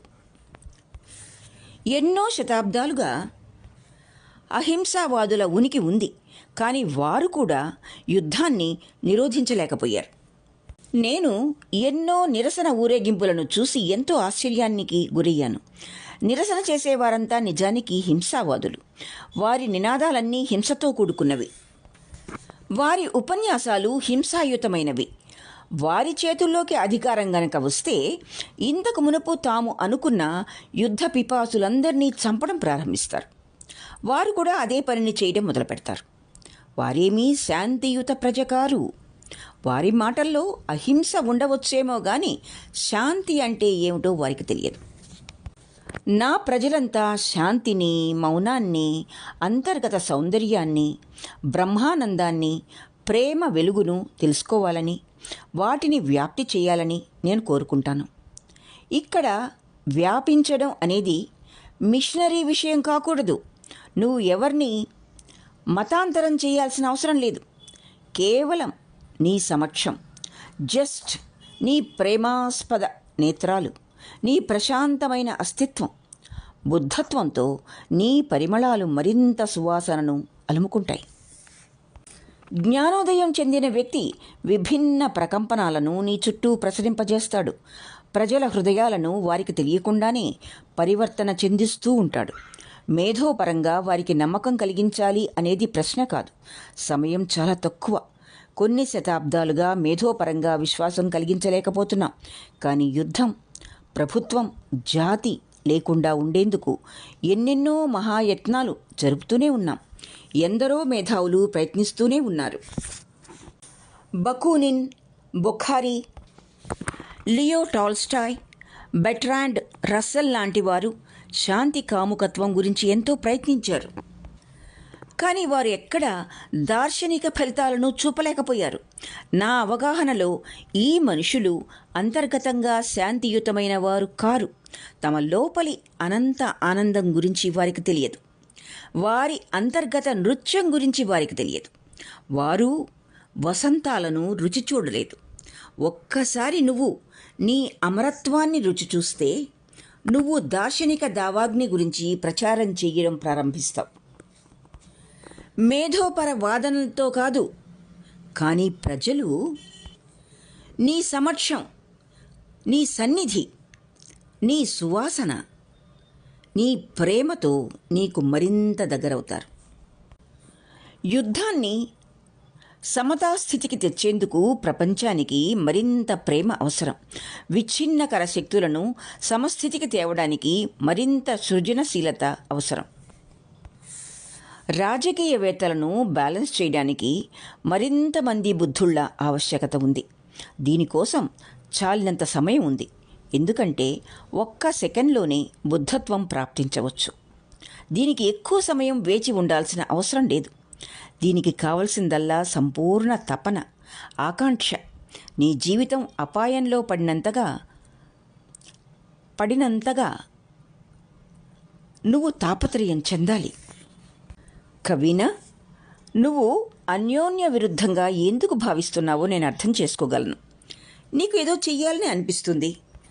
కానీ విషయాలు నీవు చేసే పని కన్నా అతీతంగా ఉన్నాయి. సోవియట్ యూనియన్ను కానీ రొనాల్డ్ రీగన్ను కానీ నిరోధించడానికి నువ్వేం చేయగలవు?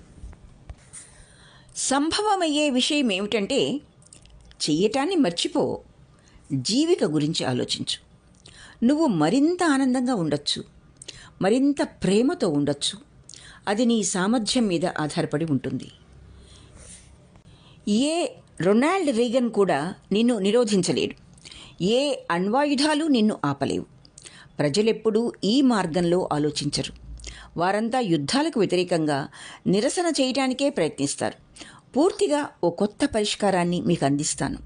ఈ పరిస్థితుల్లో అదొక్కటే ప్రత్యామ్నాయం. పని చేయడం మర్చిపోండి. మీ అస్తిత్వంతో మీరు అభివృద్ధి చెందండి. మీ ఉనికి ఎదుగుదల అనేది సాంక్రమికమైంది. ఎన్నో వెలిగించని దీపాలను మీ జీవిత జ్వాల కాంతివంతం చేస్తుంది. జీవన సౌందర్యం, సృజనాత్మకత, కవిత్వం, సంగీతం, చిత్రలేఖనం, నృత్యం, ప్రేమతో నిండిన వ్యక్తులు ప్రపంచం చుట్టూరా ఉంటే ఇక మరెవ్వరూ అవసరం లేదు. రాజకీయవేత్తలతో పని లేదు. అందువల్ల యుద్ధానికి వ్యతిరేకంగా వెళ్ళదలుచుకుంటే అంతే సమస్థితిలో శక్తులను సమీకరించుకోవాలి. అది మీ చేతిలోనే ఉంది. యుద్ధ పిపాసుల వద్ద అణ్వాయుధాలు ఉన్నట్లయితే మీరు కూడా వాటికి సమాంతరంగా లేదా అంతకన్నా మరింత శక్తివంతమైన సామగ్రిని మీ దగ్గర సిద్ధం చేసుకోవాలి. బుద్ధత్వం అన్ని అణ్వాయుధాల కన్నా శక్తివంతమైనది. సమాప్తం. ఇక్కడితో అన్వేషకుల ప్రశ్నలకు ఓషో ఇచ్చిన సమాధానాల పరంపర పూర్తి అయింది. ఆలకించినందుకు ధన్యవాదాలు. మరో చక్కటి రచనతో మీ ముందుకు వచ్చేలోగా సెలవు మరి.